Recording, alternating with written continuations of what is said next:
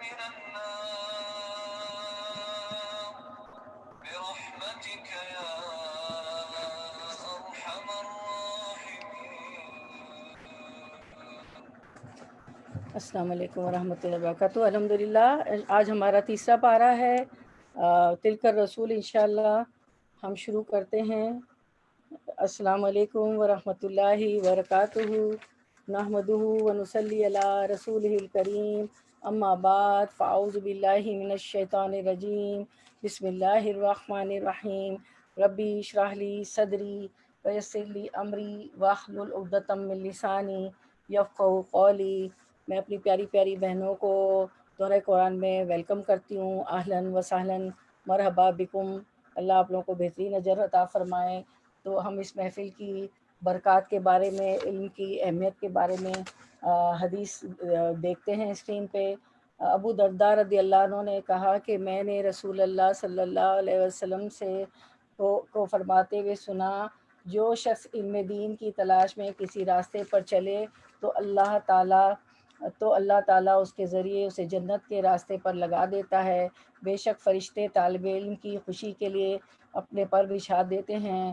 تو آپ سب کے لیے، ہم سب کے لیے پر بچھا دیے فرشتوں نے. اور عالم کے لیے آسمان و زمین کی ساری مخلوقات مغفرت کی طلب کرتی ہے. ہمارے لیے مغفرت بھی کی دعا ہو رہی ہے. یہاں تک کہ پانی کے اندر کی مچھلیاں بھی دعا کرتی ہیں. اور عالم کی فضیلت عابد پر ایسی ہے جیسے چاند کی فضیلت ستارے پر. سبحان اللہ. بے شک علماء انبیاء کے وارث ہیں، اور انبیاء نے کسی کو دینار و درہم کا وارث نہیں بنایا، بلکہ انہوں نے علم کا وارث بنایا ہے. اس لیے جس نے اس علم کو حاصل کر لیا اس نے علم نبوی اور وراثت نبوی سے پورا حصہ لیا. تو آج ہم شروع کرتے ہیں تیسرا پارہ، جو کہ شروع ہوتا ہے سورۃ البقرہ کی آیت نمبر 253 سے. تو انشاءاللہ ہم پہلے تلاوت سن لیتے ہیں. تلك الرسل فضلنا بعضهم على بعض منهم من كلم الله ورفع بعضهم درجات وآتينا عيسى ابن مريم البينات وأيدناه بروح القدس ولو شاء الله ما اقتتل الذين من بعدهم من بعد ما جاءتهم البينات ولكن اختلفوا فمنهم من آمن ومنهم من كفر ولو شاء الله ما اقتتلوا ولكن الله يفعل ما يريد. يا أيها الذين آمنوا أنفقوا مما رزقناكم من قبل أن يأتي يوم لا بيع فيه ولا خلة ولا شفاعة والكافرون هم الظالمون. سورۃ البقرہ تیسرا پارہ آیت نمبر 253 آنورڈ. شروع اللہ کے نام سے جو بے حد مہربان نہایت رحم فرمانے والا ہے.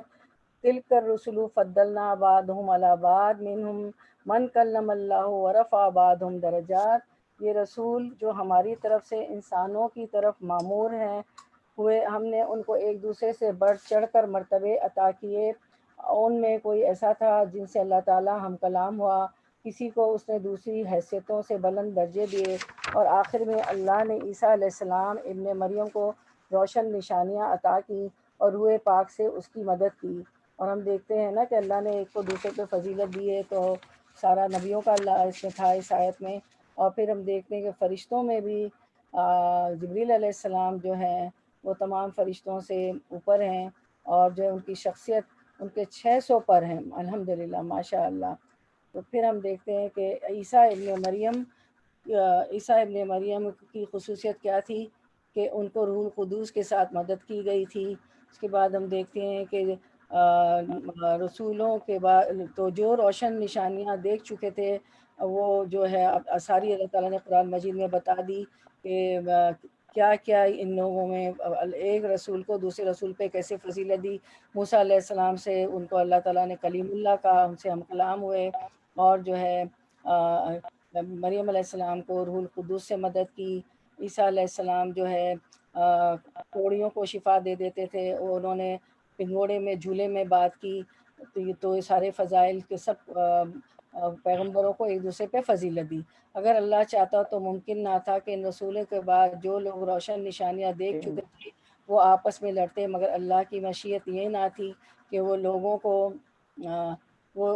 لوگوں کو جبراً اختلاف سے روکے۔ اس وجہ سے انہوں نے باہم اختلاف کیا۔ یعنی اللہ اگرچہ اختلاف کو پسند نہیں کرتا، لیکن پھر بھی اس نے اختلاف کی گنجائش رکھی ہے۔ پھر کوئی ایمان لایا اور کسی نے کفر اختیار کیا، ہاں اگر اللہ چاہتا تو وہ ہرگز نہ لڑتے۔ اللہ تعالیٰ جبراً کسی کو غلط کام کرنے سے نہیں روک سکتا، لیکن اللہ تعالیٰ ایسا نہیں کرتے، مگر اللہ جو چاہتا ہے کرتا ہے۔ آیت 254، یا ایھا الذین آمنو، جب کہا جائے یا الذین آمنو تو کہیے آمنا صدقنا، اللہ ہم ایمان لائے، ہم نے تصدیق کی۔ اے لوگو جو ایمان لائے ہو، انفقوا مما رزقناکم، خرچ کرو اس میں سے جو ہم نے تم کو رزق عطا کیا ہے۔ یعنی بجائے اس کے کہ انسان اس بات پر جھگڑا کرتا رہے اور دوسروں کو حقیر سمجھتا رہے کہ میں دوسروں سے بہتر ہوں، میرا دین کہاں دوسرے ادیان سے بہتر ہے، اور میرے پیغمبر دوسرے پیغمبروں کے مقابلے میں کہاں فوقیت اور فضیلت رکھتے ہیں، تو کیا فرمایا ہے کہ یا ایھا الذین آمنو، اے لوگو جو ایمان لائے، انفقو، خرچ کرو، مما رزقناکم، اس میں سے جو ہم نے تم کو رزق دیا ہے، تمہارا اپنا ذاتی نہیں ہے، ہمارا ہی دیا ہوا ہے، ہم نے تمہیں یہ دے کر دوسروں پر فضیلت عطا کی ہے۔ اس سے پہلے کہ وہ دن آ جائے جس میں نہ خرید و فروخت ہوگی، نہ دوستی کام آئے گی، نہ سفارش چلے گی، اور ظالم اصل میں وہی ہیں جو کفر کی روش اختیار کریں۔ اس کے بعد ہم دیکھتے ہیں کہ قرآن پاک کی جو آیت ہے آیت الکرسی، وہ شروع ہوتی ہے آیت نمبر 255۔ تو آیت الکرسی کی ہم تلاوت سن لیتے ہیں، پھر اس کی فضیلت دیکھتے ہیں۔ آیت الکرسی، لا إله إلا هو الحي القيوم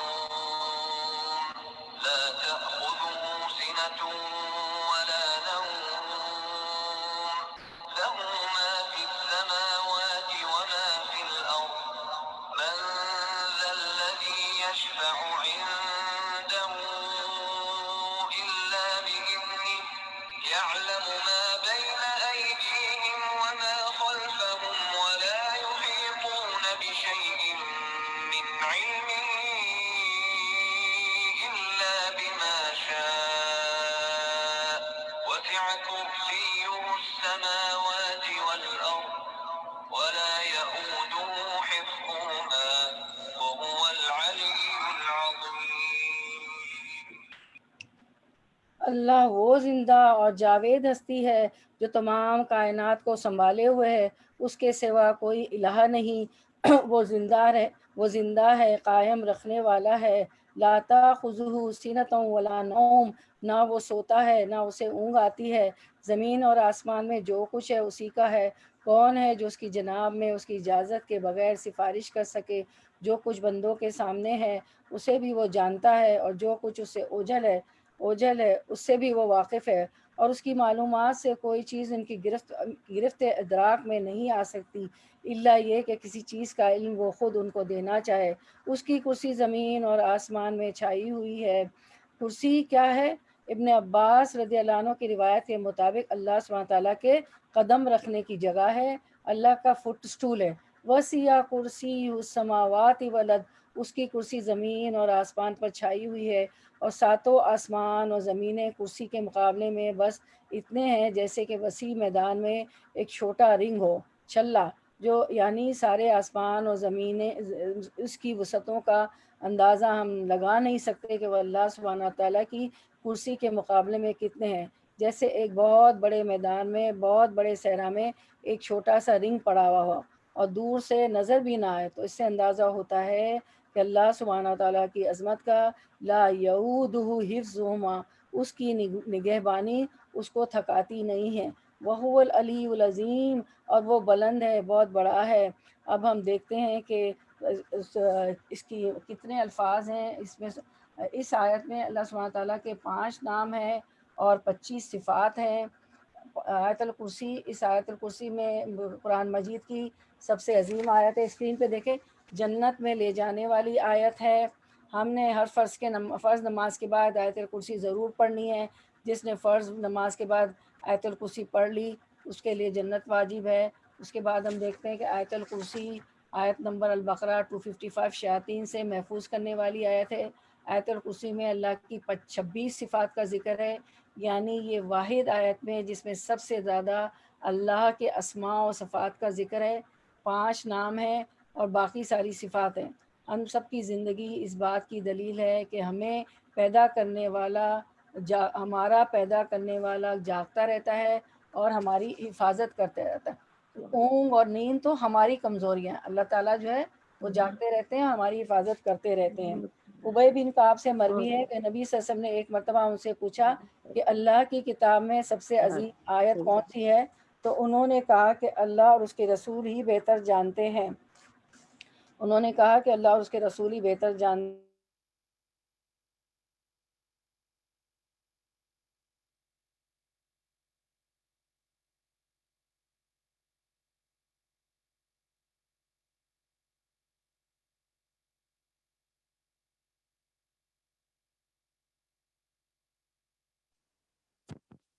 السلام علیکم، آواز نہیں آ رہی؟ ہاں جی آواز بند ہو گئی ہے جی میوٹ ہو گیا ان کا نا جی، میں ان کو چیک کیا۔ اچھا وہ میں سب کو میوٹ کرنے گئی تو میرا بھی میوٹ ہو گیا کیونکہ کل اتنی کوئی ہماری بہن بھول گئی تھی، بہت ڈسٹربینس تھی، بہت آوازیں آ رہی تھی۔ جی ہاں، تو وہ میں خود بھی ڈسٹرب ہو رہی تھی تو میں نے کہا چلے میں میوٹ کر دوں۔ ابی بن کعب رضی اللہ عنہ سے مروی ہے کہ نبی صلی اللہ علیہ وسلم نے ایک مرتبہ ان سے پوچھا کہ اللہ کی کتاب میں سب سے عظیم آیت کون سی ہے؟ تو انہوں نے کہا اللہ اور اس کے رسول ہی بہتر جانتے ہیں۔ نبی صلی اللہ علیہ وسلم نے یہ سوال کئی بار دہرایا تو ابی بن کعب نے کہا کہ آیت الکرسی۔ نبی صلی اللہ علیہ وسلم نے یہ سن کے فرمایا ابن منظر تم کو علم مبارک ہو، یعنی آیت الکرسی جو ہے سب سے بڑی صورت ہے، اس سب سے بڑی آیت ہے۔ اس ذات کی قسم جس کے قبضے میں میری جان ہے، جس کے ہاتھ میں میری جان ہے، عرش کے پائے کے پاس یہ اللہ کی پاکیزگی بیان کرتی ہوگی اور اس کی ایک زبان اور 2 ہونٹ ہوں گے۔ سبحان اللہ، یعنی میری بہنوں اللہ سبحانہ تعالیٰ جس چیز کو چاہے جیسی صورت عطا فرما دے۔ سبحان اللہ، سبحان اللہ۔ اور اس آیت کو پڑھنا رات بھر انسان کو شیطان کے شر سے محفوظ رکھتا ہے۔ اس آیت میں سب سے پہلا نام ہے اللہ۔ اللہ کا یہ نام بہت بابرکت ہے۔ قرآن مجید میں آتا ہے تبارک اسم ربک ذو الجلال والاکرام، بہت بابرکت ہے تیرے رب کا نام جو جلال اور اکرام والا ہے۔ حقیقت تو یہ ہے کہ انسان کو ہر موقع پر اللہ کو یاد کرنا چاہیے اور اس نام کے ساتھ پکارنا چاہیے۔ جیسے ہم کہہ دیتے ہیں نا کوئی بھی چیز ہوتا ہے، چوٹ لگ جاتی ہے تو ہی ہاں امی، یعنی ماں پہلے یاد آ جاتی ہے۔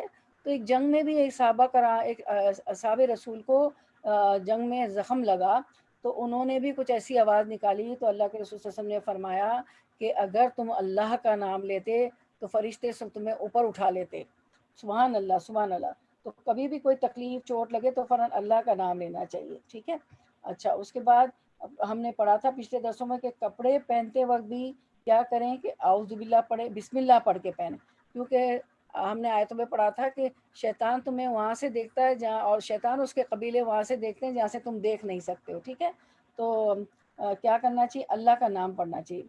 تو کیا ہوتا ہے کہ ہم ایک طرح سے محفوظ ہو جاتے ہیں، یعنی شیطان آپ کو دیکھ نہیں سکے گا۔ لیکن جو شخص اللہ کا نام نہیں لیتا وہ حقیقت میں شیطان کا ساتھی ہے۔ ابن عباس رضی اللہ عنہ کہتے ہیں کہ نبی صلی اللہ علیہ وسلم نے فرمایا ابلیس نے کہا کہ میرے رب تو نے اپنی ساری مخلوق کا رزق واضح کر دیا ہے تو میرا رزق کہاں ہے؟ تو فرمایا ہر وہ چیز جس پر میرا نام نہ لیے جائے وہ تیرا رزق ہے۔ تو کیا کریں؟ کھانا کھاتے وقت بھی بسم اللہ بالکل نہ بھولیں، کیونکہ پھر وہ شیطان کا رزق ہو جاتا ہے۔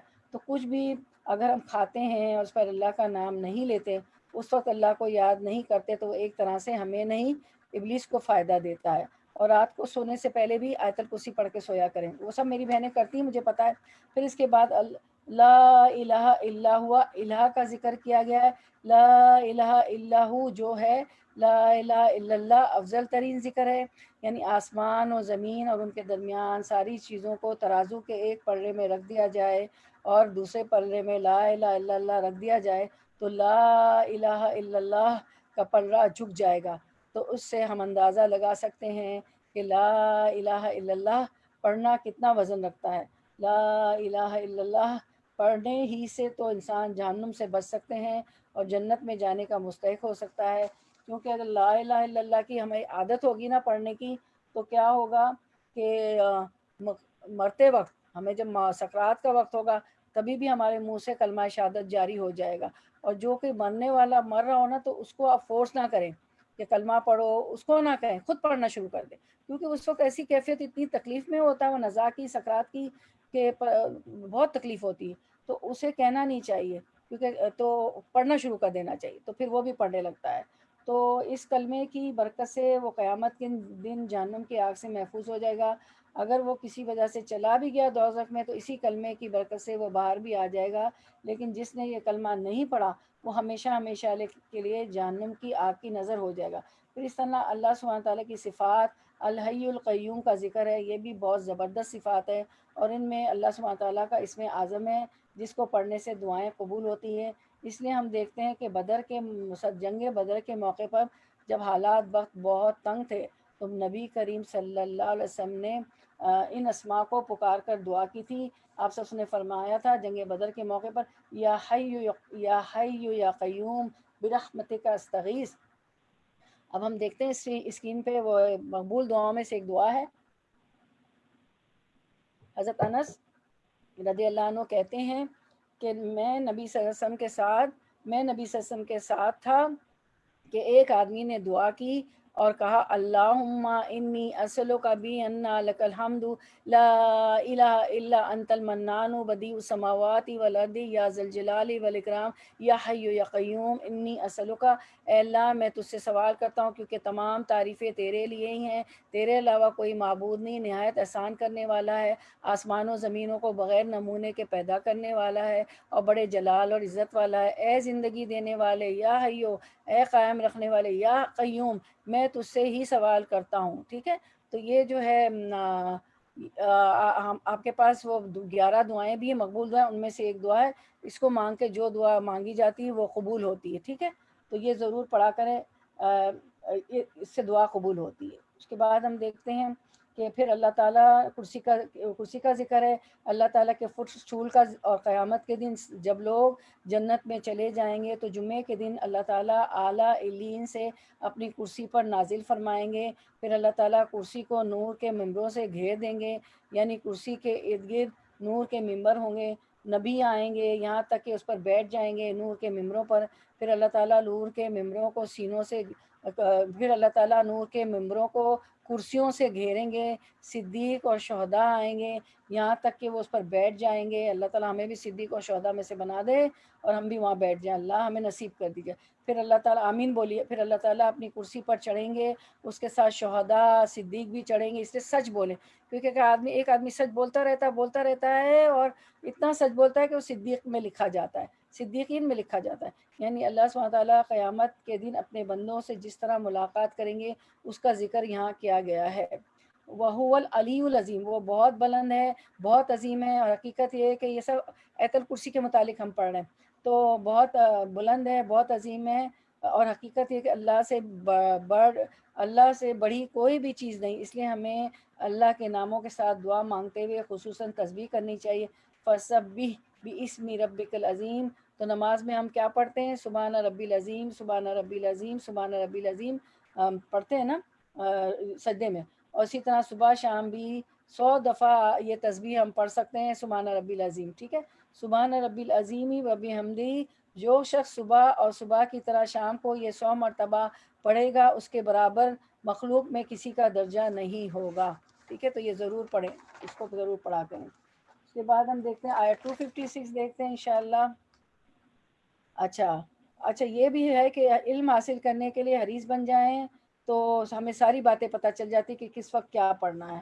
تو 266 لا اکراہ فی الدین، دین میں کوئی زور زبردستی نہیں. اس کا مطلب یہ نہیں کہ دین میں جو آ جائیں وہ اپنی مرضی سے زندگی گزاریں اور ڈسپلن نہ رکھیں. اس کا مطلب یہ ہے کسی کو زبردستی مسلمان نہیں بنایا جائے گا. ٹھیک ہے، کسی کو ہم زبردستی نہیں بنا سکتے. ہم بات آگے رکھ سکتے ہیں اور پھر مرضی ہے انسان کی.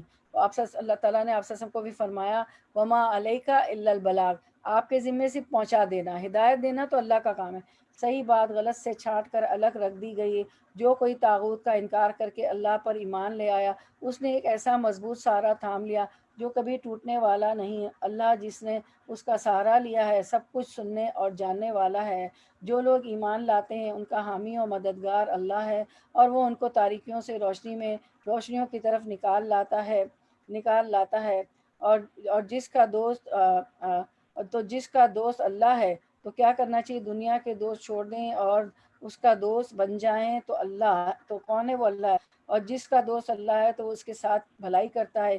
یخرجہم من الظلمات الی النور، اندھیروں سے نکال کر روشنی کی طرف لے آتا ہے. اور جو لوگ کفر کی راہ اختیار کرتے ہیں ان کے حامی و مددگار طاغوت ہیں، وہ انہیں روشنی کی طرف سے تاریکیوں کی طرف کھینچ لے جاتے ہیں. یعنی وہ اللہ کی نافرمانی سکھاتے ہیں اور زبردستی غیر اللہ کی عبادت کی طرف لے جاتے ہیں. یہ آگ میں جانے والے لوگ ہیں جہاں وہ ہمیشہ رہیں گے.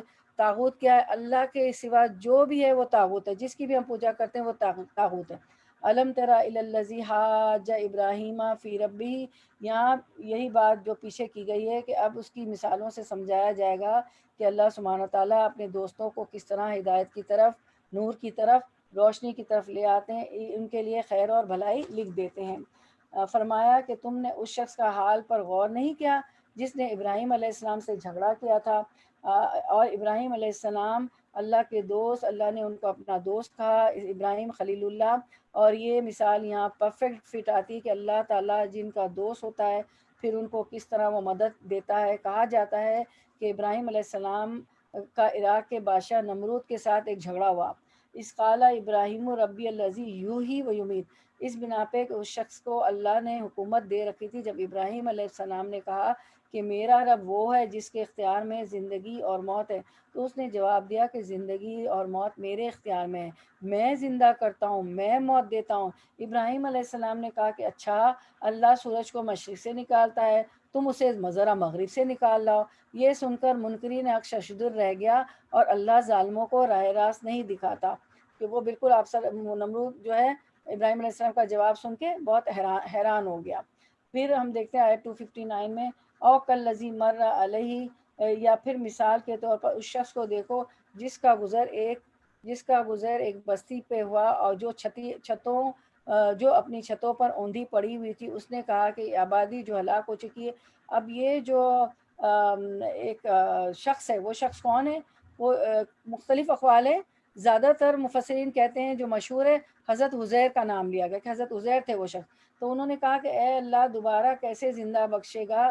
اس پر اللہ نے اس کی روح قبض کر لی عزیر علیہ السلام کی، اور وہ 100 برس تک مردہ پڑا رہا. پھر اللہ تعالیٰ نے اسے دوبارہ زندگی بخشی. اس سے پوچھا بتاؤ کہ کتنی مدت پڑے رہے؟ اس نے کہا 1 دن یا چند گھنٹے رہا ہوں گا. فرمایا کہ تم پر 100 برس اسی حالت میں گزر چکے ہیں. اب ذرا اپنے کھانے اور پانی کو دیکھو، اس میں ذرا تغیر نہیں آیا. دوسری طرف ذرا اپنے گدھے کو بھی دیکھو کہ اس کا بنجر بوسیدہ ہو رہا ہے. اور یہ ہم نے اس لیے کیا کہ ہم تم کو لوگوں کے لیے نشانی بنا دینا چاہتے تھے. پھر دیکھو یہ ہڈیوں کے اس پنجر کو ہم کس طرح اس پر گوشت چڑھاتے ہیں. اس طرح حقیقت جب اس پہ نمایاں ہو گئی تو اس نے کہا کہ میں جانتا ہوں اللہ ہر چیز پر قدرت رکھتا ہے. اس کے بعد ہم دیکھتے ہیں کہ 260 وَإِذْ قَالَ إِبْرَاهِيمُ رَبِّ أَرِنِي كَيْفَ تُحْيِي الْمَوْتَى. اس میں بھی ابراہیم علیہ السلام کے دل میں بس ایک سوال اٹھا تھا، ایک خیال آیا تھا کہ انہوں نے کہا کہ اے اللہ مجھے دکھا دیجئے کہ آپ جو ہے مردوں کو کیسے زندہ کرتے. تو ایک خیال آیا تھا. تو مزید پوچھتے ہیں ابراہیم علیہ السلام. اسی طرح ابراہیم علیہ السلام جو کہ پوری قوم کے مقابلے میں واحد اپنے رب پر ایمان لانے والے تھے، اپنی رب کی اطاعت کرنے والے تھے، جنہوں نے سارے معاشرے کی مخالفت مول لے کر آگ میں جانا گوارا کر لیا تھا. زبردست ایمان تھا ان کا، اتنا پختہ یقین تھا ان کا. لیکن ان کے دل میں بھی خیال آیا، ان کے دل میں بھی سوال آیا کہ اللہ تعالیٰ مردوں کو کیسے زندہ کرے گا؟ اللہ کیسے اپنے دوستوں کو دیکھے کہ اندھیروں سے نکالتے؟ یہ بھی ایک اندھیرا ہوتا ہے، اور اندھیروں سے روشنی کی طرف اللہ تعالیٰ لے آتا ہے. تو اللہ تعالیٰ نے فرمایا کہ ابراہیم ایمان نہیں رکھتا. تو اس نے عرض کیا ایمان تو رکھتا ہوں مگر دل کا اطمینان درکار ہے. فرمایا اچھا تو 4 پرندے لے لو اور ان کو اپنے آپ سے مانوس کر لو، پھر ان کا ایک ایک حصہ ایک ایک پہاڑ پر رکھ دو، پھر ان کو پکارو، وہ تیرے پاس دوڑے چلے آئیں گے۔ خوب جان لو کہ اللہ نہایت با اقتدار اور عزیز و حکیم ہے۔ تو اصل میں علم کے بھی درجے ہوتے ہیں نا، اسکرین پہ ہم دیکھتے ہیں علم کے درجے ہوتے ہیں۔ تو یہ جو انہوں نے کہا کہ اس قالا ابراہیم ربی ارینی کیف تو ہی الموت، سورۃ البقرہ آیت 260۔ یقین کے 3 درجات ہوتے ہیں، علم الیقین، حق الیقین اور عین الیقین، ٹھیک ہے۔ تو علم تو آ گیا، ٹھیک ہے، قرآن میں ہم پڑھتے ہیں، یہ حق بھی ہمیں پتہ ہے۔ تو لیکن ابراہیم علیہ السلام نے دل کی تسلی کے پوچھا تھا کہ کیسے آپ مردہ کو زندہ کریں گے، تو عین الیقین کروا دیا اللہ تعالیٰ نے، کہا کہ پرندوں کی 4 پرندوں لو، ان کو اپنے سے مانوس کرو، پھر ڈال دو، پھر اڑا دو، پھر انہیں پکارو تو وہ دوڑتے چلے آئیں گے۔ تو عین الیقین یعنی یقین پورا ایمان ہے، اور ایمان کا اعلیٰ ترین درجہ ہے۔ تو آپ بھی زوم کے تھرو کیا کرتی ہیں؟ عین الیقین کرتی ہیں نا، آنکھوں سے دیکھتی ہیں سب علم کو۔ حق الیقین، علم الیقین تو ہے، یہ علم بھی ہے اللہ کا اور حق بھی ہے، سچ ہے یہ قرآن کی آیت، لیکن ہم اس کو عین الیقین، عین سے اپنی آنکھ سے دیکھتے ہیں، ٹھیک ہے۔ تو یہی چیز یہاں پہ ابراہیم علیہ السلام کو اللہ تعالیٰ نے کہا اس طرح کرو۔ پھر اس کے بعد ہم دیکھتے ہیں کہ تو ایمان کی مضبوطی ان لوگوں کو نصیب ہوتی ہے، فَمَن يَكْفُرْ بِالطَّاغُوتِ وَيُؤْمِن بِاللَّهِ فَقَدِ اسْتَمْسَكَ بِالْعُرْوَةِ الْوُثْقَىٰ لَا انفصام لَهَا۔ تو ایمان کی مضبوطی ان لوگوں کو نصیب ہوتی ہے جو طاغوت کا انکار کرتے ہیں، اللہ کے سوا جو کچھ ہے اس کا انکار کرتے ہیں، اور ان لوگوں کو نصیب ہوتی ہے جو اللہ کے دوست ہوتے ہیں، اور اللہ کی دوستی ان کو نصیب ہوتی ہے جو اللہ کی اطاعت جو ہے اطاعت میں جم جاتے ہیں، ایسا ایمان لاتے ہیں کہ پہاڑ ہل جائے وہ نہ ہلے۔ اللہم اجعلنا منہم، اللہ ہمیں ان میں سے بنا دیجئے۔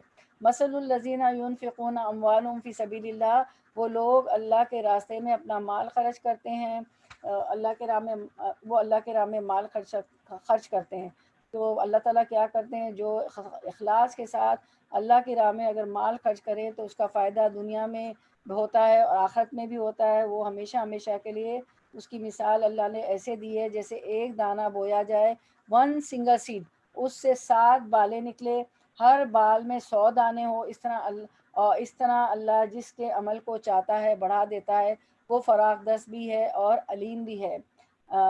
جو لوگ اپنے مال اللہ کی راہ میں خرچ کرتے ہیں، ثم لا یتبعون ما انفقوا منا ولا اذن، دیکھیں اس کو سمجھنے کی کوشش کریں، اور پھر خرچ کر کے احسان نہیں جتاتے، نہ دکھ دیتے، یعنی من اور اذن نہیں استعمال کرتے، یعنی کسی کو تکلیف نہیں دیتے، ان کے لیے پھر کیا ہے، لہم اجرہم عند ربہم، ان کا اجر ان کے رب کے پاس ہے، ولا خوف علیہم ولا ہم یحزنون، ان کے لیے نہ رنج ہے اور نہ کوئی خوف ہے۔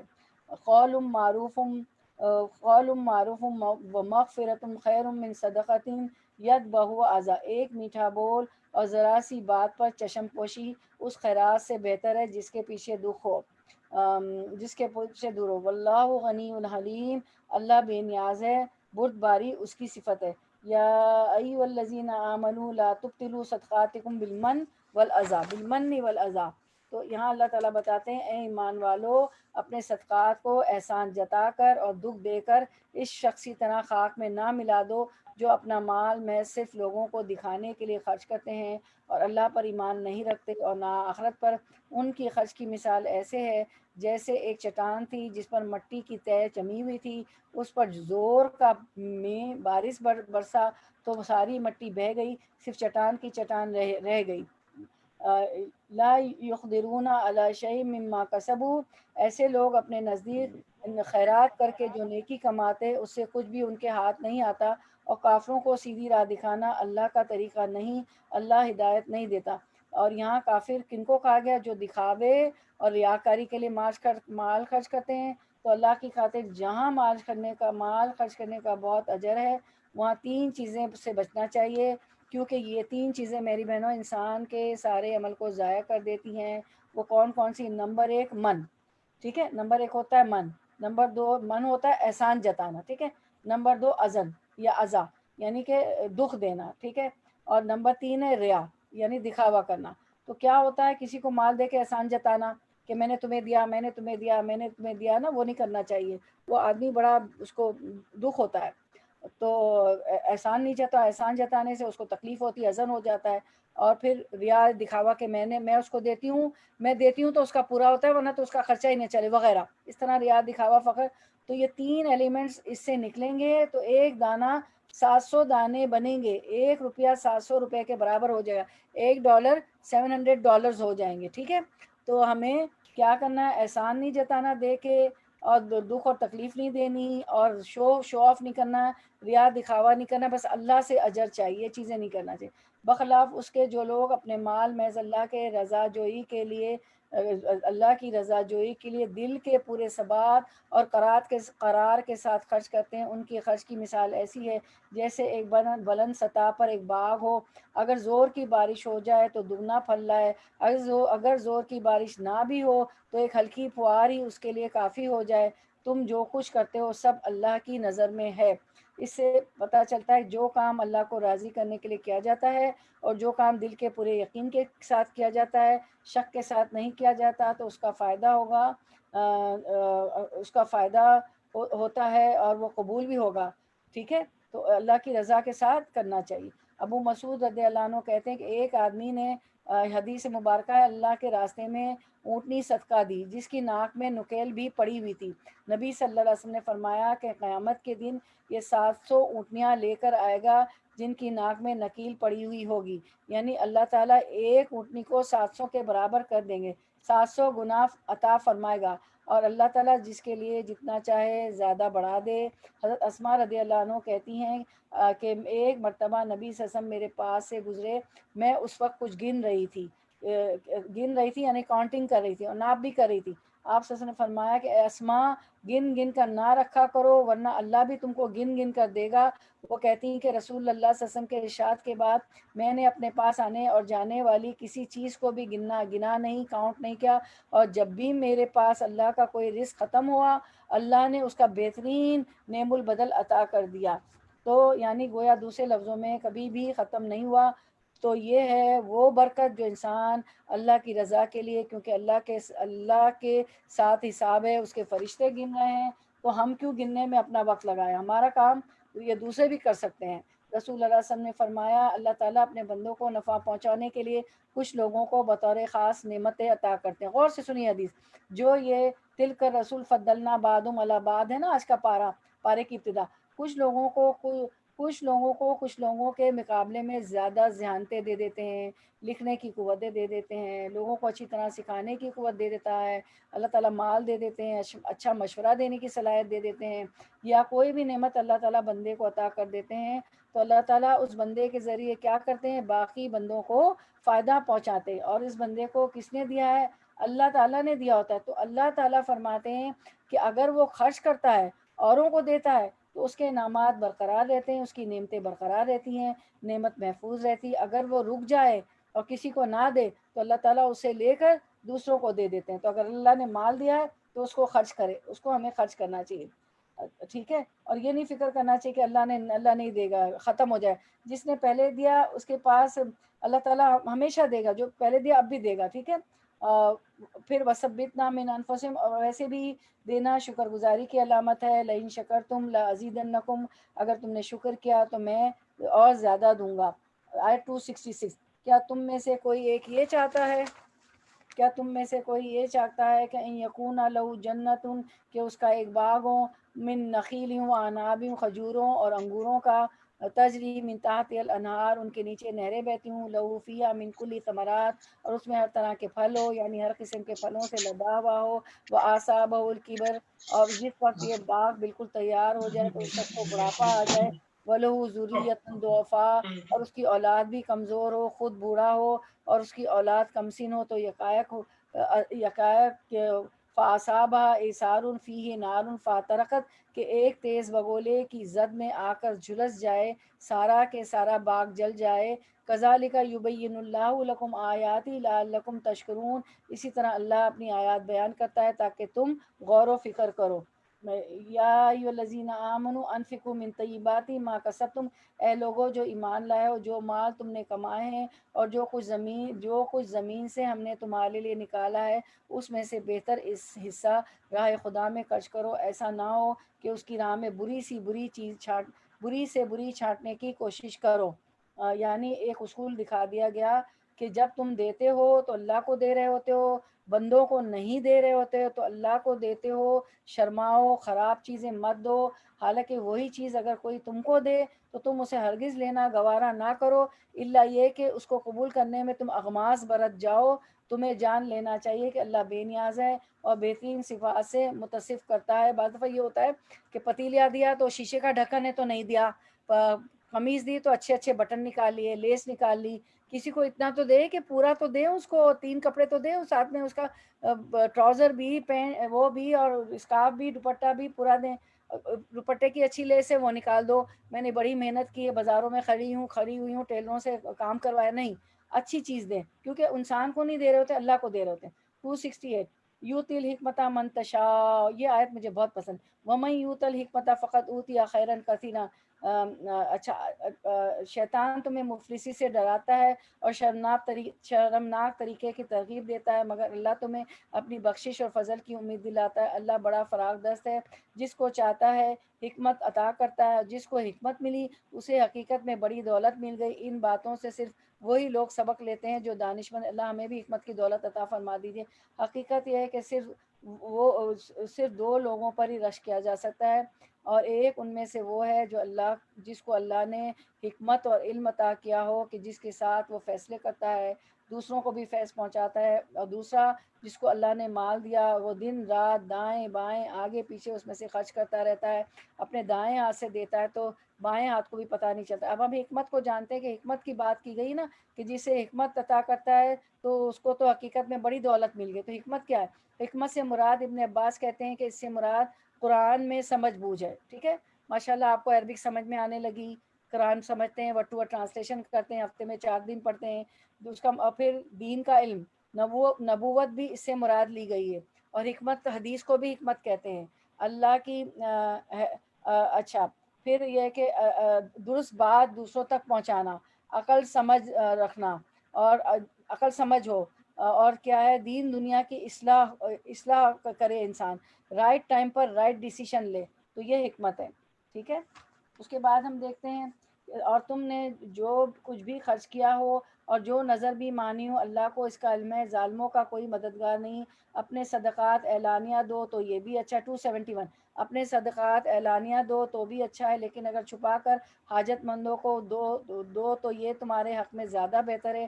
تمہاری بہت سی برائیاں اس طرز عمل سے محو ہو جاتی ہیں، اور جو کچھ تم کرتے ہو اس کی بہرحال اللہ کو خوب خبر ہے۔ 272 لوگوں کو ہدایت بخش دینے کی ذمہ داری تم پر نہیں ہے، ہدایت تو اللہ جسے چاہتا ہے بخشتا ہے، اور خیرات میں جو مال تم خرچ کرتے ہو وہ تمہارے اپنے لیے ہی بھلا ہے، آخر اسی لیے تو خرچ کرتے ہو کہ اللہ کی رضا حاصل کرو، یعنی تم دیتے دوسرے کو ہو لیکن فائدہ تمہیں ہوتا ہے، تو جو کچھ مال تم خیرات میں خرچ کرو گے اس کا پورا اجر تمہیں دیا جائے گا، اور تمہاری حق تلفی ہرگز نہ ہوگی۔ خاص طور پر مدد کے مستحق وہ تنگ دست لوگ ہیں جو اللہ کے کام میں ایسے گر گئے ہیں، جو اپنی ذات کسب معاش میں کوئی دوڑ دھوپ نہیں کر سکتے ہیں۔ ان کی خودداری دیکھ کر ناواقف آدمی گمان کرتا ہے کہ یہ خوشحال ہے، ان کے چہروں سے تم ان کی اندرونی حالت پہچان سکتے ہو، مگر وہ ایسے لوگ نہیں ہیں کہ لوگوں کے پیچھے پڑ کر کچھ مانگے۔ ان کی اعنت میں جو مال تم خرچ کرو گے وہ اللہ سے پوشیدہ نہیں۔ اس سے پتہ چلتا ہے کہ جو لوگ فل ٹائم دین کا کام کر رہے ہوتے ہیں ان پر اپنا مال خرچ کرنا چاہیے۔ یہ بہترین جگہ ہے، کیونکہ ہم دیکھتے ہیں کہ اصحاب صفہ جو ہے آج بھی مدینے میں، وہ چبوترا ہے مسجد نبی میں، اس پہ بیٹھ جاتے تھے، اور جو ہے آپ صلی اللہ علیہ وسلم سے دین کا علم حاصل کرتے تھے۔ ان کو اپنے معاش کسب کرنے کی، اپنے معاش، اپنا روزی کمانے کا ٹائم نہیں ہوتا تھا، تو مدینہ بھر سے کھجوریں آتی تھیں اور ان کو کھانا وانا کھجور وغیرہ دی جاتی تھی۔ تو اس سے پتہ چلتا ہے کہ جو لوگ فل ٹائم دین کے کام کر رہے ہیں ان پر اپنا مال خرچ کرنا یہ بہترین جگہ ہے۔ مال خرچ کرنے کے لیے کچھ لوگوں کو اللہ نے مخصوص صلاحیتیں دے رکھی ہیں، مثلا علم دے رکھا ہے، جسمانی قوت دے رکھی ہے، وقت دیا ہے، سہولت دی ہے، اور کچھ لوگ ایسے ہیں جن کو مال کمانے کے مواقع دیے۔ اب اگر ہم باہم یہ دونوں ایک دوسرے کے ساتھ تعاون کرتے ہیں، ایک وقت لگاتا ہے، ایک مال لگاتا ہے، ایک جان لگاتا ہے، تو مدینے میں ایسے ہی ہوتا تھا، کچھ پڑھنے بیٹھ جاتے تھے، کچھ کما کے لاتے تھے، اس طرح دین پھیلا۔ ایک مال لگاتا ہے، ایک اپنی صلاحیتوں کو خرچ کر رہا ہے، اور دوسرا مال لگاتا ہے، تو یہ ایک جو ہے بیسٹ کمبینیشن ہوتا ہے جس سے دین کا کام آگے بہت تیزی کے ساتھ ترقی کرتا ہے. لیکن اگر مال والے صرف مال سے اگر اپنی ذات تک رکھیں اور دین کا کام کرنے والے غریب فقیر مسکینوں کی طرح طرح مارے پھریں اور اہل اور جو ہے جو کیا ہوتا ہے جن کے پاس مال ہوتا ہے ان کو نہ دیں, تو پھر کیا ہوگا, یہ لوگ آخر حالات سے تنگ آ کر دین کا کام کرنے چھوڑ دیں گے. ٹھیک ہے, لیکن اللہ تعالیٰ نے آج کل تو ماشاء اللہ دین کے کام والوں کو بھی آج کل تو اتنا رزق ہے ماشاء اللہ, اتنا کچھ دیا ہوا ہے. لیکن کسی کو آپ ایسا دیکھیں, لیکن مولوی صاحبوں کی بیچاروں کی تنخواہ ہم بہت کم دیتے ہیں, بیچارے گھروں پہ پڑھانے آ رہے ہوتے ہیں, آج کل آن لائن پڑھا رہے ہوتے ہیں. تو ذرا ہمیں مجھے میرے اور آپ کے لیے لیسن ہے کہ ہم کو اللہ نے دیا ہوا ہے مال تو ہم ان پہ خرچ کریں, ان کو دیں. جو لوگ اپنے مال شب و روز اور کھلے اور چھپے خرچ کرتے ہیں ان کا اجر ان کے رب کے پاس ہے, ان کے لیے کسی خوف اور رنج کا مقام نہیں. کھلے اور چھپے رات اور دن, نہ ٹائم کی پرواہ نہ موڈ کی, جب موقع ملا کام کر لیا, جب موقع ملا خرچ کر لیا. فاستبقوا الخیرات, دیکھیے بار بار آج بھی آیت آئی ہے, نیکیوں میں دوڑ لگاتے رہتے ہیں ایسے لوگوں کا اجر پھر دہرایا گیا, ولا خوف علیہم ولا هم یحزنون, خوف اور غم سے ان کو نجات ہو جائے گی. آیت 275 الذین یاکلون الربا لا یقومون الا کما یقوم الذی یتخبطہ الشیطان من المس, مگر جو لوگ سود کھاتے ہیں ان کا حال اس شخص کا سا ہوتا ہے جیسے جسے شیطان نے چھو کر باولا کر دیا ہو. یعنی کسی کو قرض دے کر اس کو زیادہ مال حاصل کرنا, یعنی مال پر مال بڑھانا ربا ہوتا ہے. ربا کا مطلب ہوتا ہے بڑھنا. صدقے میں انسان اپنا مال کم کر کے اپنے سے اپنی ضروریات سے نکال کر دیتا ہے, یہ اللہ تعالیٰ کو پسند ہے اور یہ اللہ تعالیٰ اس کا اجر کئی گنا بڑھا کر دیتا ہے. لیکن کچھ ایسے لوگ ہیں جو کسی کی ضرورت پر صدقہ نہیں دیتے, قرضہ دیتے ہیں, قرضہ بھی ظالمانہ ٹرمز اینڈ کنڈیشن پر کہ اگر 100 دیں گے تو واپس 110 لیں گے, اگر یہ تم مانتے ہو تو میں تم کو دیتا ہوں. اللہ تعالیٰ اس بات کو ٹوٹلی ڈسکارڈ کرتے ہیں, ناپسند کرتے ہیں. فرمایا کہ جو دوسروں کی ضرورت کے وقت اس کا خون چوسے اور اسے دینے کی بجائے اس کو مزید ہتھیائے اس سے, وہ ایسا ہے جیسے وہ شخص جس کو شیطان نے چھو کر باولا کر دیا ہو, یعنی جیسے جن نے پسس کر لیا ہو. اور اس حالت میں ان کے مبتلا ہونے کی وجہ یہ ہے کہ وہ کہتے ہیں کہ تجارت بھی تو آخر سود ہی جیسی چیز ہے, حالانکہ تجارت کو اللہ تعالیٰ نے حلال کیا اور سود کو حرام کیا. فمن جاءتہ موعظۃ من ربہ, لہذا جس شخص کو اس کے رب کی طرف سے یہ نصیحت پہنچے اور آئندہ کے لیے وہ سود خوری سے باز آ جائے, تو جو کچھ پہلے کھا چکا وہ کھا چکا اور اس کا معاملہ اللہ کے حوالے ہے. اور جو اس حکم کے بعد اس حرکت کا اعادہ کرے وہ جہنمی ہے. کس حرکت کا اعادہ کرے, یعنی جو سود کھانا نہیں چھوڑتا اس کا انجام کیا ہے, جہنم میں. نبی صلی اللہ علیہ وسلم نے فرمایا جو بھی سود, حدیث مبارکہ ہے, جو بھی سود کا لین دین کرتا ہے زیادہ کرتا ہے, اس کا انجام مال کی کمی کی صورت میں ظاہر ہوگا. یعنی جتنا زیادہ اس میں کوئی آگے بڑھ جاتا ہے اس کو مال بڑھتا نظر آتا ہے, لیکن یکایک ایسے حادثات ہوتے ہیں کہ سارا مال بھی ختم ہو جاتا ہے. ہم فیہا خالدون, وہ اس میں ہمیشہ رہیں گے. 276 یحمق اللہ الربا, اللہ سود مٹاتا ہے, ویربی الصدقات, اور صدقات بڑھاتا ہے. یعنی اللہ تعالیٰ صدقات سے محبت رکھتا ہے اور صدقہ دینے والے کا مال بڑھاتا ہے, جبکہ سود سے بظاہر مال بڑھتا نظر آتا ہے, لیکن اللہ تعالیٰ مسلمان سوسائٹی سے اس کو ختم کر دینا چاہتا ہے, کیونکہ اس سے سنگ دلی کے جذبات پیدا ہو جاتے ہیں, باہمی تعلقات خراب ہوتے ہیں, پھر اس کے نتیجے میں بہت سی خرابیاں سامنے آتی. واللہ لا یحب کل کفار اثیم, اور اللہ کسی ناشکر بد عمل انسان کو پسند نہیں کرتا. بے شک وہ لوگ جو ایمان لائے اور انہوں نے نیک عمل کیے, واقاموا الصلاۃ, اور نماز قائم کی, وآتوا الزکاۃ, اور زکوٰۃ ادا کی, لہم اجرہم عند ربہم, ان کا اجر ان کے رب کے پاس ہے, ولا خوف علیہم ولا هم یحزنون, ان کے لیے غم اور خوف کا کوئی مقام نہ ہوگا, وہ خوف اور غم سے بچ جائیں گے. اب اس بارے میں کیا کرنا ہے کہ ان آیات کو آپ خاص طور پہ دیکھیں جن میں ایسے اعمال بتائے گئے ہیں جو انسان کو خوف اور غم سے نجات دیتے ہیں. ابھی آپ یہی پڑھتے آئے, اے لوگو جو ایمان لائے ہو اللہ سے ڈرو, اور سود میں سے جو باقی ہے اس کو چھوڑ دو, ان کنتم مومنین, اگر تم مومن ہو. یہ آیت نمبر 278 ہے, یعنی اگر تم ایمان والے ہو تو سود کا لین دین چھوڑ دو, کیونکہ سود کے کھانے کھلانے سے انسان پر اللہ کی رحمت نہیں آتی, وہ اللہ کی رحمت سے دور ہو جاتا ہے. رسول اللہ صلی اللہ علیہ وسلم نے سود کھانے والے, سود کھلانے والے, اس کو لکھنے والے, اس پر گواہ بننے والے سب پر لعنت کی اور فرمایا کہ یہ سب گناہ میں برابر ہیں. یعنی ایسا کوئی کام جس میں سود کی لکھت پڑت بھی ہو تو بھی انسان کو اللہ کی رحمت سے دور کر دیتا ہے. حدیث مبارکہ میں آتا ہے رسول اللہ صلی اللہ علیہ وسلم نے فرمایا جب بھی کسی بستی کے مکینوں میں زنا اور سود ظاہر ہو جاتا ہے تو وہ اپنے لیے اللہ کے عذاب کو حلال کر لیتے ہیں. اسی طرح سود کی ایک اور قسم یہ بھی ہے کہ جس نے اپنے کسی بھائی کی سفارش کی کہ بھائی آپ کی بڑی پوسٹ ہے، آپ منسٹر ہیں، آپ بڑے انفلوئنشل ہیں، آپ کا بڑی پوسٹ ہے، تو کوئی بھی آپ کا رشتہ دار دوست یا کوئی جان پہچان والا آپ کے پاس آتا ہے اور کہتا ہے کہ آپ اپنے اس انفلوئنس کی وجہ سے میرا یہ کام کریں، اور آپ وہ کام کر دیتے ہیں اور اس کام کے کروانے کے بعد وہ شخص آپ کے پاس تحفہ لے کر گفٹ لے کر پہنچ جاتا ہے. ٹھیک ہے، تو آپ سب نے فرمایا جس نے اپنے بھائی کے لیے سفارش کی اور اس نے کوئی ہدیہ دیا جو اس نے قبول کر لیا تو اس نے سود کا بہت بڑا دروازہ عبور کر لیا. ایسا ہدیہ درست نہیں جو کسی کی سفارش کرنے کے بعد قبول کیا جائے، تو ہر قسم کا سود چھوڑ دینا چاہیے.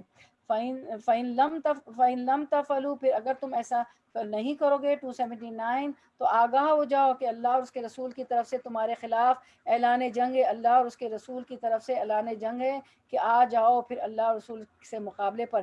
کس کے اندر جان ہے اور ہمت ہے کہ وہ اللہ تعالیٰ کا مقابلہ کرے؟ کوئی بھی ایسا نہیں کر سکتا. اور اگر تم توبہ کر لو تو اپنا اصل سرمایہ لینے کے تم حقدار ہو، اور نہ تم ظلم کرو نہ تم پر ظلم کیا جائے. تمہارا قرض دار تنگ دست تو ہاتھ کھلنے تک اسے مہلت دو، اور جو صدقہ کر دو تو تمہارے حق میں بہتر ہے اگر تم سمجھو. قرضہ دیا ہے تو اگر وہ تنگ دست ہے تو اس کو تھوڑی سی مہلت دے دیں. یعنی آخرت کی فکر کرو، جس دن تم اللہ کی طرف لوٹائے جاؤ گے وہاں ہر شخص کو اس کی کمائی ہوئی نیکی کا پورا بدلہ مل جائے گا اور کسی پر ظلم ہرگز نہ ہوگا. تو آخر میں یہ بات بتا دی گئی کہ اگر تم آخرت کی فکر کرو گے پھر ہی تم مالی معاملات میں غلط طریقوں کو چھوڑ سکتے ہو، سود اور رشوت وغیرہ. اب ہم دیکھتے ہیں آیت دین. کتنی اچھا ہے اللہ تعالیٰ کا کلام کہ ہمیں یہ آیت دین بھی اللہ تعالیٰ نے سکھا دی، لکھت پڑھت سب کچھ. اے لوگوں جو ایمان لائے ہو، جب کسی مقرر مدت کے لیے تم آپس میں قرض کا لین دین کرو اسے لکھ لیا کرو. فریقین کے درمیان انصاف کے ساتھ ایک شخص دستاویزات تحریر کرے جسے اللہ نے لکھنے پڑھنے کی قابلیت بخشی ہو، اس کو لکھنے سے انکار نہیں کرنا چاہیے. وہ لکھے اور املا وہ شخص کرائے جس پر حق آتا ہے، یعنی قرض لینے والا، اور اسے اللہ اپنے رب سے ڈرنا چاہیے کہ جو معاملہ طے ہوا ہے اس میں کوئی کمی بیشی نہ کرے.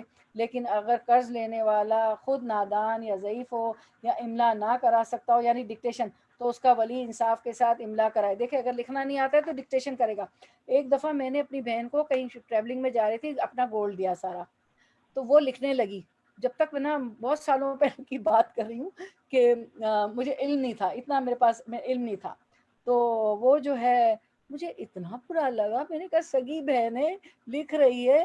تو وہ کہنے لگی کہ نہیں بھائی کل کو تو آپ مر جاؤ گی، اللہ نہ کرے، میں اللہ آپ کو زندگی دے تو آپ کے سب بچے آ جائیں گے کہ بھائی ہمارا خود پہن کے کہیں رکھ دیتے نا بچے، کہیں انگوٹھی رکھ دی ہوں گی، کہیں کسی میڈ نے اٹھا لی ہوگی، کہیں کیا ہوگا وہ میرے سر پہ آ جائے گا.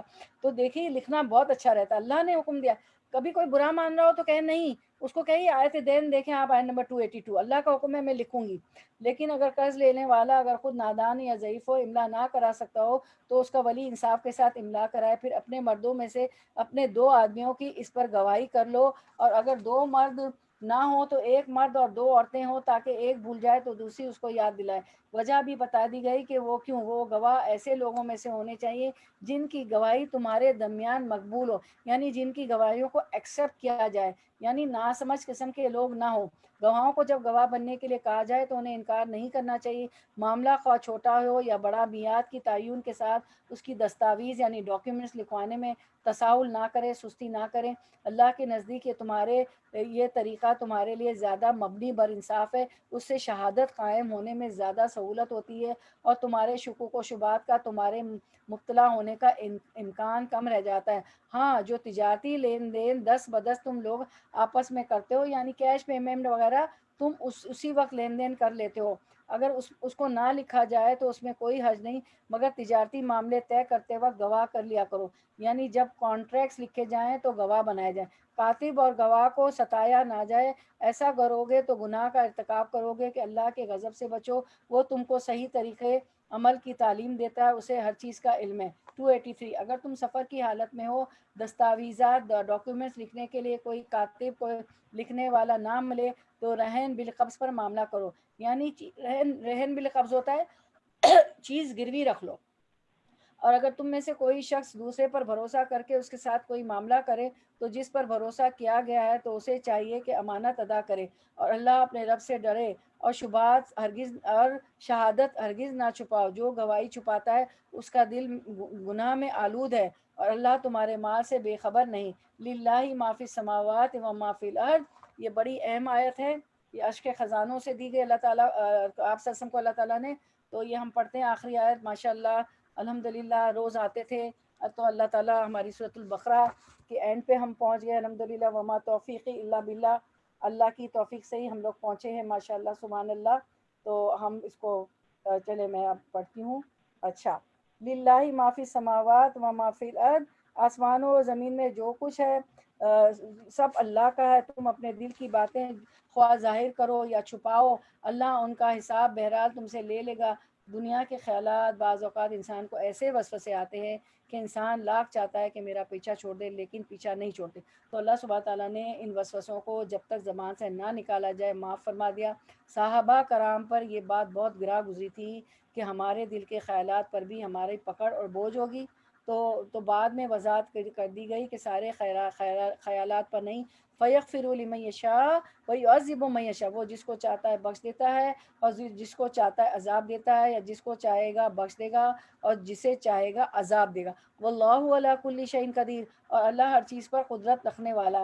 آمن الرسول بما انزل الیہ من ربہ والمؤمنون، رسول اس ہدایت پر ایمان لایا جو اس کے رب کی طرف سے اس پر نازل ہوئی، اور جو اس رسول کے ماننے والے ہوں انہوں نے بھی اس ہدایت کو دل سے تسلیم کر لیا، اور یہ سب اللہ اور اس کے فرشتوں اور اس کی کتابوں اور اس کے رسولوں کو مانتے ہیں، اور ان کا قول یہ ہے کہ ہم اللہ کے رسولوں کو ایک دوسرے سے الگ نہیں کرتے، ہم نے حکم سنا اور اطاعت قبول کی، مالک ہم تجھ سے خدا بخشی کے طالب ہیں اور ہمیں تیری طرف لوٹ کر جانا ہے، اللہ کسی جان پر اس کی قدرت سے بڑھ کر ذمہ داری کا بوجھ نہیں ڈالتا، یاد رکھے لا یکلف اللہ نفسا الا وسعها، ہر شخص نے جو نیکی کمائی ہے اس کا پھل اسی کے لیے ہے، اور جو بدی سمیٹی اس کا وبال بھی اسی پر ہے۔ ایمان لانے پر والو تم یوں دعا کرو، اے ہمارے رب ہم سے بھول چوک میں جو گناہ ہو جائیں ان پر نہ پکڑنا، مالک ہم پر وہ بوجھ نہ ڈالنا جو تو نے ہم سے پہلے لوگوں پر ڈالے تھے، پروردگار جس بوجھ کو ہم میں اٹھانے کی طاقت نہیں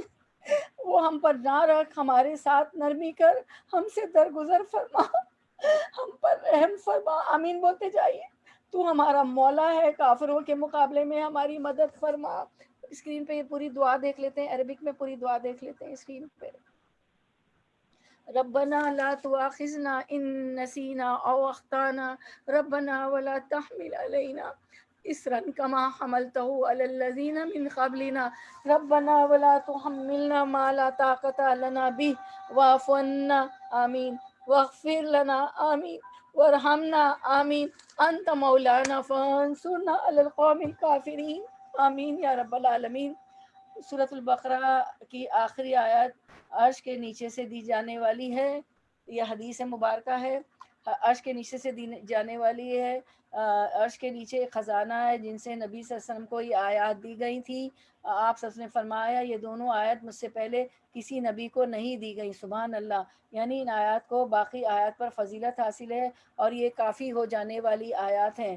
یا رسول اللہ صلی اللہ علیہ وسلم نے فرمایا دوسری حدیث، جو شخص رات کے وقت سورۃ البقرہ کی 2 آیات پڑھ لے اس کے لیے کافی ہو جائیں گی، تو رات کو ضرور پڑھ کے سویا کریں سورۃ البقرہ کی یہ 2 آیات، اور جب آپ دعا مانگتے تو سورۃ الفاتحہ درود شریف اس کے بعد بھی یہ دعا پڑھ لیا کریں، ربنا لا تؤاخذنا ان نسینا، ٹھیک ہے، یہ پڑھ لیا کریں۔ اب سورۃ البقرہ میں ہم نے دیکھیں کیا کیا کور ہو گیا، تھوڑی سی سمرائز اس کو کر لیتے ہیں۔ سورۃ البقرہ کو قرآن کا سنام کوہان کہا گیا۔ ہر چیز کی ایک اونچائی ہوتی ہے نا، تو اس کو سورۃ البقرہ کو سنام قرآن کا کوہان کہا گیا ہے۔ سب سے بلند اور اونچا حصہ قرآن میں جو کچھ وضاحت آئی ہے ان سب کو سورۃ البقرہ میں سمو دیا گیا ہے۔ اس کو چھوٹا قرآن کہیں تو بے جا نہ ہوگا۔ عقائد، ایمان، ایمانیات کی تفصیل، عبادات کی تفصیل، صلاۃ کا، نماز کا ذکر، زکوٰۃ کا ذکر، حج کا ذکر، صوم کا ذکر، روزے کا ذکر، تفصیلی ذکر اس صورت میں آتا ہے۔ حقوق العباد کی ادائیگی، والدین پر خرچ کرنا، رشتہ داروں پر خرچ کرنا، مسکینوں پر، یتیموں پر، پھر ان تمام کے حقوق کا خیال رکھنا، انفاق فی سبیل اللہ، خمر، میسر، جوا، شراب، سود، ربا، ان کی حرمت کا ذکر ہے۔ ابھی آپ نے ربا کا پڑھا۔ انسانی جان کی بات، قصاص کا حکم ہے، زندگی کی حفاظت میں قتل کا بدلہ، قصاص، اور پھر اس کی حرمت کا حکم، خواتین کے حقوق، طلاق، رضاعت، دودھ پلانا، خاص طور پر اس کا ذکر ہے، نکاح، طلاق، رضاعت، عدت، عائلی خاندانی زندگی کی حفاظت، یتیموں کے حقوق کی حفاظت، پھر معاملات کے اوپر بات کی گئی ہے، پھر قرض کا لین دین، یا آیت دین ہم نے پڑھی، قرض کے لین دین کی گواہی، اور پھر اللہ تعالیٰ نے فرمایا کہ وسط امت، تم جو ہے امت وسط ہو، اور پھر امت وسط کی ذمہ داریاں ہمیں بتائی کہ کیا ہم پر ذمہ داری ہے امت وسط کی۔ تو سورۃ الفاتحہ کا جو ہم نے شروع کی تھی وہ بھی دعا سے شروع ہوئی تھی، اور یہ دعا سورۃ البقرہ جو ہے اس کا اختتام بھی کیا کس پہ؟ دعا پر ہوا۔ الحمدللہ اس کا اختتام بھی دعا پر ہوتا ہے۔ سبحان اللہ۔ چلے اب ہم جو ہے اگلی صورت شروع کرتے ہیں انشاءاللہ۔ سورۃ آل عمران شروع کریں گے، جی ہاں، پھر اس کی فضیلت بھی پڑھیں گے انشاءاللہ۔ تو ہم سورۃ آل عمران کی شروع کی 2 آیات کی تلاوت سن لیتے ہیں انشاءاللہ۔ سورۃ آل عمران۔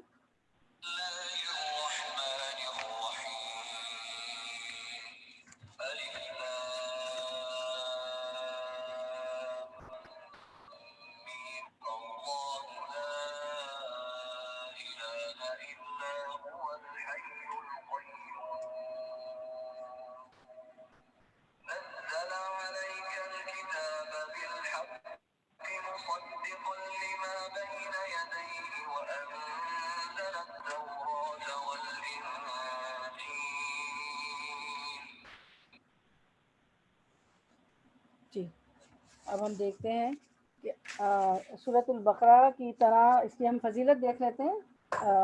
سورۃ آل عمران کی اسکرین پر توجہ مبذول ہو، اس کی فضیلت دیکھ لیتے ہیں سورۃ آل عمران کی، کہ آپ صلی اللہ علیہ وسلم، ہاں، ابو توبہ ربیع بن نافع نے بیان کیا کہ ہم سے معاویہ یعنی ابن اسلام نے حدیث بیان کی کہ انہوں نے زید سے روایت کی کہ انہوں نے ابو سلام سے سنا، وہ کہتے تھے کہ مجھ سے حضرت ابو امامہ باہلی رضی اللہ عنہ نے حدیث بیان کی، انہوں نے کہا کہ میں نے رسول اللہ صلی اللہ علیہ وسلم کو یہ فرماتے ہوئے سنا کہ قرآن پڑھا کرو، کیونکہ وہ قیامت کے دن اصحاب قرآن حفظ و قرات اور عمل کرنے والوں کا سفارشی بن کر آئے گا۔ 2 روشن چمکتی ہوئی صورتیں البقرہ اور آل عمران پڑھا کرو، کیونکہ وہ قیامت کے دن اس طرح آئیں گی جیسے وہ 2 بادل یا 2 سائبان ہوں، یا جیسے وہ ایک سیدھ میں اڑتے پرندوں کی وہ داریں ہوں جو اپنی صحبت میں پڑھنے اور عمل کرنے والوں کی طرف سے دفاع کریں گی۔ سورۃ البقرہ پڑھا کرو، کیونکہ اسے حاصل کرنا باعث برکت ہے اور اسے ترک کرنا باعث حسرت ہے، اور باطل پرست اس کی طاقت نہیں رکھتے۔ تو یہ ہے سورۃ البقرہ کی فضیلت کہ سورۃ البقرہ اور سورۃ آل عمران بھی قیامت کے دن اس طرح آئے گی، بادل یا سائبان یا پرندوں کی قطار کی شکل میں، اور اپنے پڑھنے والوں کے بارے میں جھگڑا کرے گی، یعنی کہ اس کی بخشش کے لیے سفارش کرے گی۔ تو اب ہم دیکھتے ہیں آل عمران آیت نمبر 1، الف لام میم، بسم اللہ الرحمن الرحیم، الف لام میم، اللہ لا الہ الا هو الحی القیوم، اللہ وہ زندہ جاوید ہستی ہے جو نظام کائنات کو سنبھالے ہوئے ہے، حقیقت میں اس کے سوا کوئی اور الہ نہیں ہے۔ اس نے یہ کتاب تم پر نازل کی جو حق لے کر آئی ہے، اور ان کتابوں کی تصدیق کر رہی ہے جو پہلے سے آئی ہوئی تھی، اس سے پہلے وہ انسانوں کے لیے تورات اور انجیل نازل کر چکا ہے، اور اس نے وہ فرقان اتارا جو حق اور باطل میں فرق کرتا ہے۔ اب جو لوگ اللہ کے فرامین کو قبول کرنے سے انکار کرے ان کو یقیناً سخت سزا ملے گی۔ اللہ بے پناہ طاقت کا مالک اور برائی کا بدلہ دینے والا ہے۔ واللہ عزیز ذو انتقام، ان اللہ لا یخفی علیہ شیء فی الارض ولا فی السماء، زمین اور آسمان کی کوئی چیز اللہ سے پوشیدہ نہیں، وہی تو ہے جو تمہاری ماؤں کے پیٹوں میں صورتیں جیسی چاہتا ہے بناتا ہے، اس زبردست حکمت والے کے سوا کوئی الہ نہیں، وہی الہ ہے جس نے تم پر یہ کتاب نازل کی ہے۔ اس کتاب میں 2 طرح کی آیات ہیں، ایک محکمات جو کتاب کی اصل بنیاد ہیں، جو واضح طور پر خود ہی سمجھ میں آ جاتی۔ محکمات وہ جس میں حکم دیے گئے ہیں کہ یا الذین آمنوا کتب علیکم الصیام، اے ایمان والو تم پہ روزے فرض کر دیے، نماز روزہ اقیموا الصلاۃ وآتوا الزکاۃ نا، تو وہ محکمات حکم ہے۔ پھر کیا ہے دوسری آیت کس طرح کی، وہ اخری متشابہات، تو دوسری متشابہات ہیں، متشابہات جن کے معنی ہم متعین نہیں کر سکتے ہیں اور اللہ تعالیٰ نے اور خود رسول صلی اللہ علیہ وسلم نے ان کو واضح نہیں کیا، جیسے حروف مقطعات ہوتے ہیں، یاسین، الف لام میم وغیرہ، جیسے جنت کے داروغہ 19 ہوں گے، جیسے مچھر کی مثال وغیرہ، تو یہ متشابہات ہوتی۔ جن لوگوں کے دلوں میں ٹھہرے وہ فتنے کی تلاش میں ہمیشہ متشابہات کے پیچھے پڑے رہتے ہیں اور ان کو معنی پہنانے کی کوشش کیا کرتے ہیں، حالانکہ ان کا حقیقی مفہوم اللہ کے سوا کوئی نہ جانتا۔ بخلاف اس کے جو علم میں پختہ کار ہیں، وہ کہتے ہیں کہ ہمارا ان پر ایمان ہے، یہ تو سب ہمارے رب کی طرف سے ہے، اور سچ یہ کہ کسی چیز سے سبق صرف عقل مند لوگ ہی حاصل کرتے ہیں۔ وہ اللہ سے دعا کرتے ہیں، ربنا لا تزغ قلوبنا بعد اذ ہدیتنا وہب لنا من لدنک رحمہ انک انت الوہاب، آمین یا رب العالمین۔ اے پروردگار، جب تو ہمیں سیدھے راستے پر لگا چکا ہے تو پھر کہیں ہمارے دلوں کو کجی میں مبتلا نہ کر دینا، ہمیں اپنے خزانہ فیض سے رحمت عطا کر، تو ہی فیاض حقیقی ہے۔ تو اس کو ہم ذرا دیکھ لیتے ہیں، اس آیت کو، اس دعا کی اس کی تفصیل تھوڑا سا اسکرین پر۔ دل جسم کا اہم ترین حصہ ہے، یہ دعا میں نے ابھی پڑھی تھی، ایمان کی درستگی دل کی درستگی پر منحصر ہے، کیونکہ اس میں بتایا گیا ہے نا کہ مانگی گئی دعا ربنا لا تزغ قلوبنا، اے اللہ بعد از ہدیتنا، اے اللہ ہمارے دلوں میں کجی نہ کر، ہمارے دلوں کو ٹیڑھا نہ کر اس کے بعد کہ تمہیں ہدایت دے چکا ہے۔ تو دل جسم کا اہم ترین حصہ ہے، ایمان کی درستگی دل کی درستگی پر منحصر ہے، تقویٰ کا مقام بھی دل ہے، سوچنے اور سمجھنے کی جگہ بھی ہے۔ دل کی صفائی کے لیے کثرت سے استغفار کرنا چاہیے، استغفر اللہ الذی لا الہ الا هو الحی القیوم واتوب الیہ۔ پھر ہم دیکھتے ہیں کہ نبی کریم صلی اللہ علیہ وسلم نے فرمایا، میرے دل پر پردہ سا آ جاتا ہے، اس لیے میں دن میں 100 مرتبہ اللہ سے استغفار کرتا ہوں، اللہم اغفر لی وارحمنی واہدنی وارزقنی وعافنی، استغفر اللہ ربی من کل ذنب، کوئی سا بھی استغفار۔ پھر یہ دل کی ثابت قدمی کی دعا، یا مقلب القلوب ثبت قلبی علی دینک، اے دلوں کے الٹنے پلٹنے والے میرے دل کو اپنے دین پر ثابت رکھ، آمین یا رب العالمین۔ دل کے شر سے پھر پناہ مانگنا چاہیے، اللہم انی اعوذ بک من شر سمعی ومن شر بصری ومن شر لسانی ومن شر قلبی ومن شر منی، اللہ میں تیری پناہ چاہتا ہوں اپنے کان کی برائی سے، آنکھ کی برائی سے، زبان کی برائی سے، دل کی برائی سے اور معدہ منویہ کی برائی سے، ٹھیک ہے۔ دل کے اندر ایمان کی زینت کی دعا کرنا چاہیے، اللہم حبب الینا الایمان وزینہ فی قلوبنا وکرہ الینا الکفر والفسوق والعصیان، اے اللہ میرے دل میں ایمان کی محبت ڈال دے اور میرے دل کو ایمان کی زینت سے ہمارے دلوں کو مزین کر دے، اور اے اللہ کفر کو ہمارے لیے جو ہے ہمیں نفرت اور کراہیت پیدا کر دیجئے، کفر سے، فسق سے اور گناہ سے اور بغاوت سے ہمارے دل میں کراہیت پیدا کر دیجئے۔ پھر ہم آتے ہیں آیت نمبر 9 کی طرف، پروردگار تو یقیناً سب لوگوں کو ایک روز جمع کرنے والا ہے، یعنی قیامت کا دن جس کے آنے میں کوئی شک نہیں۔ ہم سب کو قیامت کے دن کو آج کے دن کی طرح حقیقی سمجھنا چاہیے۔ آج وہ غیب میں نظر نہیں آ رہا، لیکن حقیقت ہے جیسے آج کا دن جس طرح ہم جیتے جاگتے بیٹھے ہیں یہاں، تو ایک دن آخرت کا دن ہوگا جب ہم اسی طرح اپنے ہوش و حواس کے ساتھ وہاں موجود ہوں گے۔ یہ ہمارے ایمان کا تقاضا ہے کہ اس کے بارے میں ہمیں کوئی شک نہ ہو، تو ہرگز اپنے وعدے سے ٹلنے والا نہیں۔ جن لوگوں نے کفر کا رویہ اختیار کیا ان کو اللہ کے مقابلے میں نہ ان کا مال کچھ کام دے گا اور نہ اولاد، وہ دوزخ کا ایندھن بن کر رہیں گے۔ ان کا انجام ویسے ہی ہوگا جیسے فرعون کے ساتھیوں اور ان سے پہلے کے نافرمانوں کا ہو چکا ہے کہ انہوں نے آیات الہی کو جھٹلایا۔ نتیجہ یہ ہوا کہ اللہ نے ان گناہوں پر انہیں پکڑ لیا۔ یعنی تاریخ سے مثال دی جا رہی ہے کہ ماضی سے سبق پکڑو، اور حق یہ ہے کہ اللہ سخت سزا دینے والا ہے۔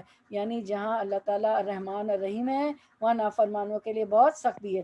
بس اے محمد صلی اللہ علیہ وسلم، جن لوگوں نے آپ کی دعوت کو قبول کرنے سے انکار کر دیا ہے ان سے کہہ دیجئے کہ قریب ہے وہ وقت جب تم مغلوب ہو جاؤ گے۔ یعنی کفار مکہ کی طرف اشارہ ہے کہ جنگ بدر کے میدان میں وہ مغلوب ہو گئے تھے اور مسلمان جنگ جیت گئے تھے، اور جہنم کی طرف ہانکے جاؤ گے، اور جہنم بڑا ہی برا ٹھکانہ ہے۔ یعنی ان سے پہلے کہ انہیں سزا دی جاتی انہیں وارن کر دیا گیا کہ تمہارے ساتھ ایسا ہوگا اگر تم باز نہیں آؤ گے، لیکن انہوں نے اس بات کو سچ نہیں سمجھا اور جھٹلاتے رہے، دھوکہ کھاتے رہے نفس سے، اور بالآخر اس انجام کو پہنچے۔ آیت نمبر 13، تمہارے لیے ان دو گروہوں میں سے نشان عبرت تھا جو بدر میں ایک دوسرے سے نبرد آزما ہوئے۔ ایک گروہ اللہ کی راہ میں لڑ رہا تھا اور دوسرا گروہ کافر تھا۔ دیکھنے والے بچشم سر دیکھ رہے تھے کہ کافر گروہ مومن گروہ سے دو چند ہے، لیکن نتیجے نے ثابت کر دیا کہ اللہ اپنی فتح اور نصرت جس کو چاہتا ہے وہ دے دیتا ہے۔ دیدہ بینا رکھنے والوں کے لیے، آنکھ رکھنے والوں کے لیے اس میں بڑا سبق پوشیدہ ہے۔ تو اللہ تعالیٰ کی ڈھیل سے ناجائز فائدہ نہیں اٹھانا چاہیے، اور ایک گناہ کرنے کے بعد دوسرا گناہ اس ڈٹائی میں نہیں کرنا چاہیے کہ وہ پہلا بھی تو کیا تھا تو کیا ہوا، کچھ بھی نہیں ہوا، میری تو پکڑ نہیں نہ جا اس کے تحمل پر کہ بے ڈھب ہے پکڑ اس کی، کہ اللہ سبحانہ تعالیٰ جب پکڑنے پر آتا ہے تو کوئی چھڑا بھی نہیں سکتا، کہ جیسے کفار کو بدر کے مقام پر پکڑا کہ بھاگ کر واپس بھی نہ جا سکے۔ ان فی ذالک لعبرۃ، اس میں ایک سبق ہے، ایک نشانی ہے، اولی الابصار، ان کے لیے جو نگاہیں رکھتے ہیں۔ اب ایک دیکھیں ایک اور آیت جس میں ہماری کمزوریاں ہیں، ہماری محبتیں کس کے لیے ہوتی ہیں۔ آیت نمبر 14، اس کو تو آپ گھر جا کے بھی، مطلب گھر میں کیا، گھر ہی میں آپ ہیں، مطلب درس ختم ہونے کے بعد بھی آپ لوگ دیکھیے گا کہ اس میں کیا کہا جا رہا ہے کہ ہمارے مرغوبات، ہماری پسند کی چیزیں کیا ہوتی ہیں۔ یہ اللہ تعالیٰ بتا رہے ہیں کہ ہماری پسند کی چیزیں کیا ہوتی ہیں۔ تو ہم دیکھتے ہیں اس آیت میں، آیت نمبر 14 میں ہم دیکھتے ہیں انشاءاللہ۔ زُیِّنَ لِلنَّاسِ، ہم دیکھتے ہیں اس کو، ایک سیکنڈ جی۔ زُیِّنَ لِلنَّاسِ حُبُّ الشَّہَوَاتِ مِنَ النِّسَاءِ وَالْبَنِينَ، عام طور پر اللہ کی نافرمانی پر کون سی چیزیں اکساتی ہے، ان کا ذکر کر دیا گیا کہ انسانوں کی ویکنیس، انسانوں کی کمزوریاں، ان چیزوں سے محبت ہے۔ آیت نمبر 14 میں کون سی چیزیں لوگوں کے لیے مرغوبات نفس، عورتیں، اولاد، سونے چاندی کے ڈھیر، شیدہ گھوڑے، یعنی آج کل ہماری کوئی بڑی سے بڑی کار اچھی ہو، مویشی اور زرعی زمینیں بڑی خوش آئند بنا دی گئی ہیں۔ یعنی دنیا کی یہ چیزیں انسان کو بہت مرغوب اور محبوب ہیں، مگر یہ سب دنیا کی چند روزہ زندگی کے سامان ہیں، کیونکہ اللہ کے ہاں اگر دنیا کی قیمت مچھر کے پر کے برابر بھی ہوتی نا تو اس میں سے کسی کافر کو ایک گھونٹ بھی پانی نہ پلاتا۔ حقیقت میں جو بہتر ٹھکانہ ہے وہ تو اللہ کے پاس ہے، اس لیے ہمیں دنیا اعتدال کے ساتھ حاصل کرنی چاہیے، اپنی ساری ذہانتیں، سارے ٹیلنٹ، اپنا وقت دنیا کے پیچھے نہیں لگانے دینا چاہیے، بلکہ جو دنیا ہمیں حاصل ہو اس کے ذریعے پھر آخرت بنانے کی فکر کرنی چاہیے۔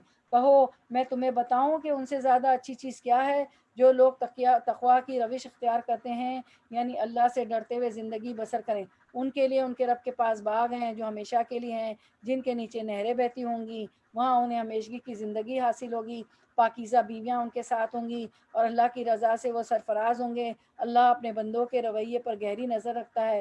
یہ وہ لوگ ہیں جو کہتے ہیں مالک ہم ایمان لائے، ربنا اننا آمنا فاغفر لنا ذنوبنا وقنا عذاب النار، اے اللہ ہماری خطاؤں سے درگزر فرما اور ہمیں دوزخ کے آگ سے بچا۔ یہ لوگ کون ہیں جو دوزخ سے بچنے والے ہیں؟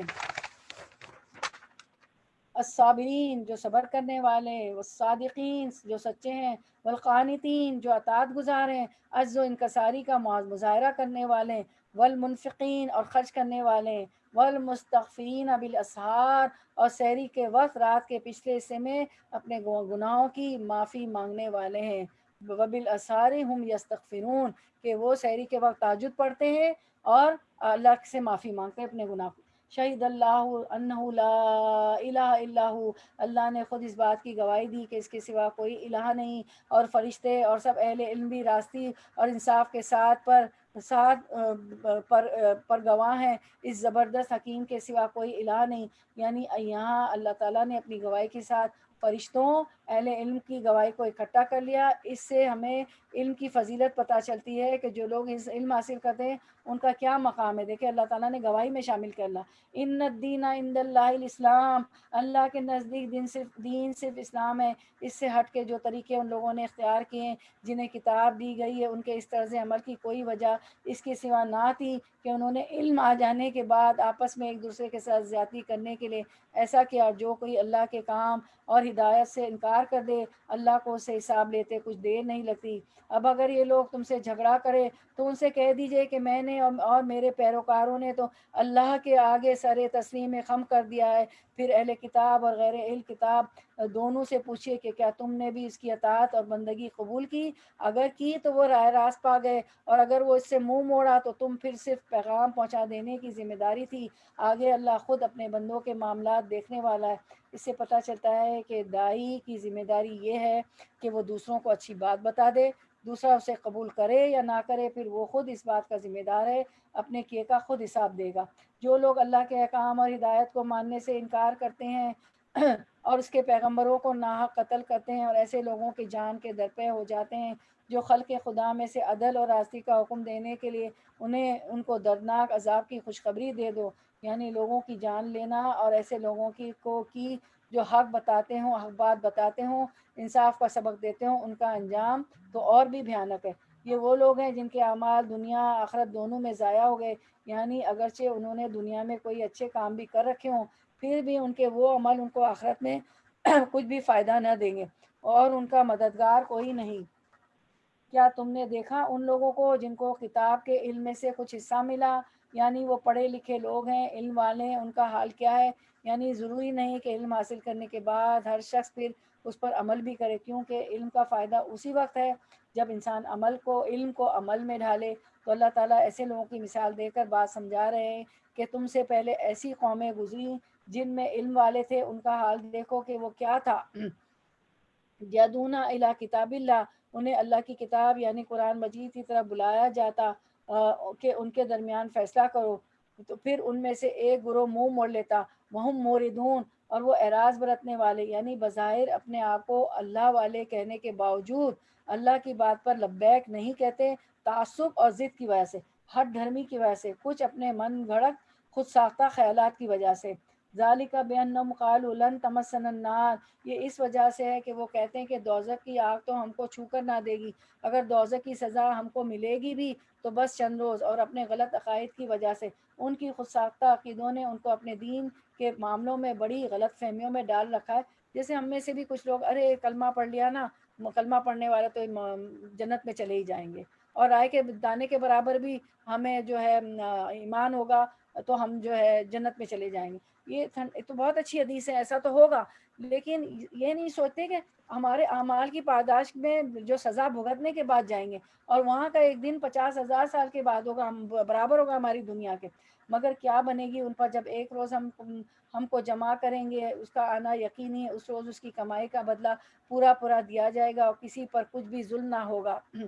25 یہ قرض کی ادائیگی کے لیے یہ آیت پڑھ سکتے ہیں، قل اللہم مالک الملک تؤتی الملک من تشاء وتنزع الملک ممن تشاء وتعز من تشاء وتذل من تشاء بیدک الخیر انک علی کل شیء قدیر۔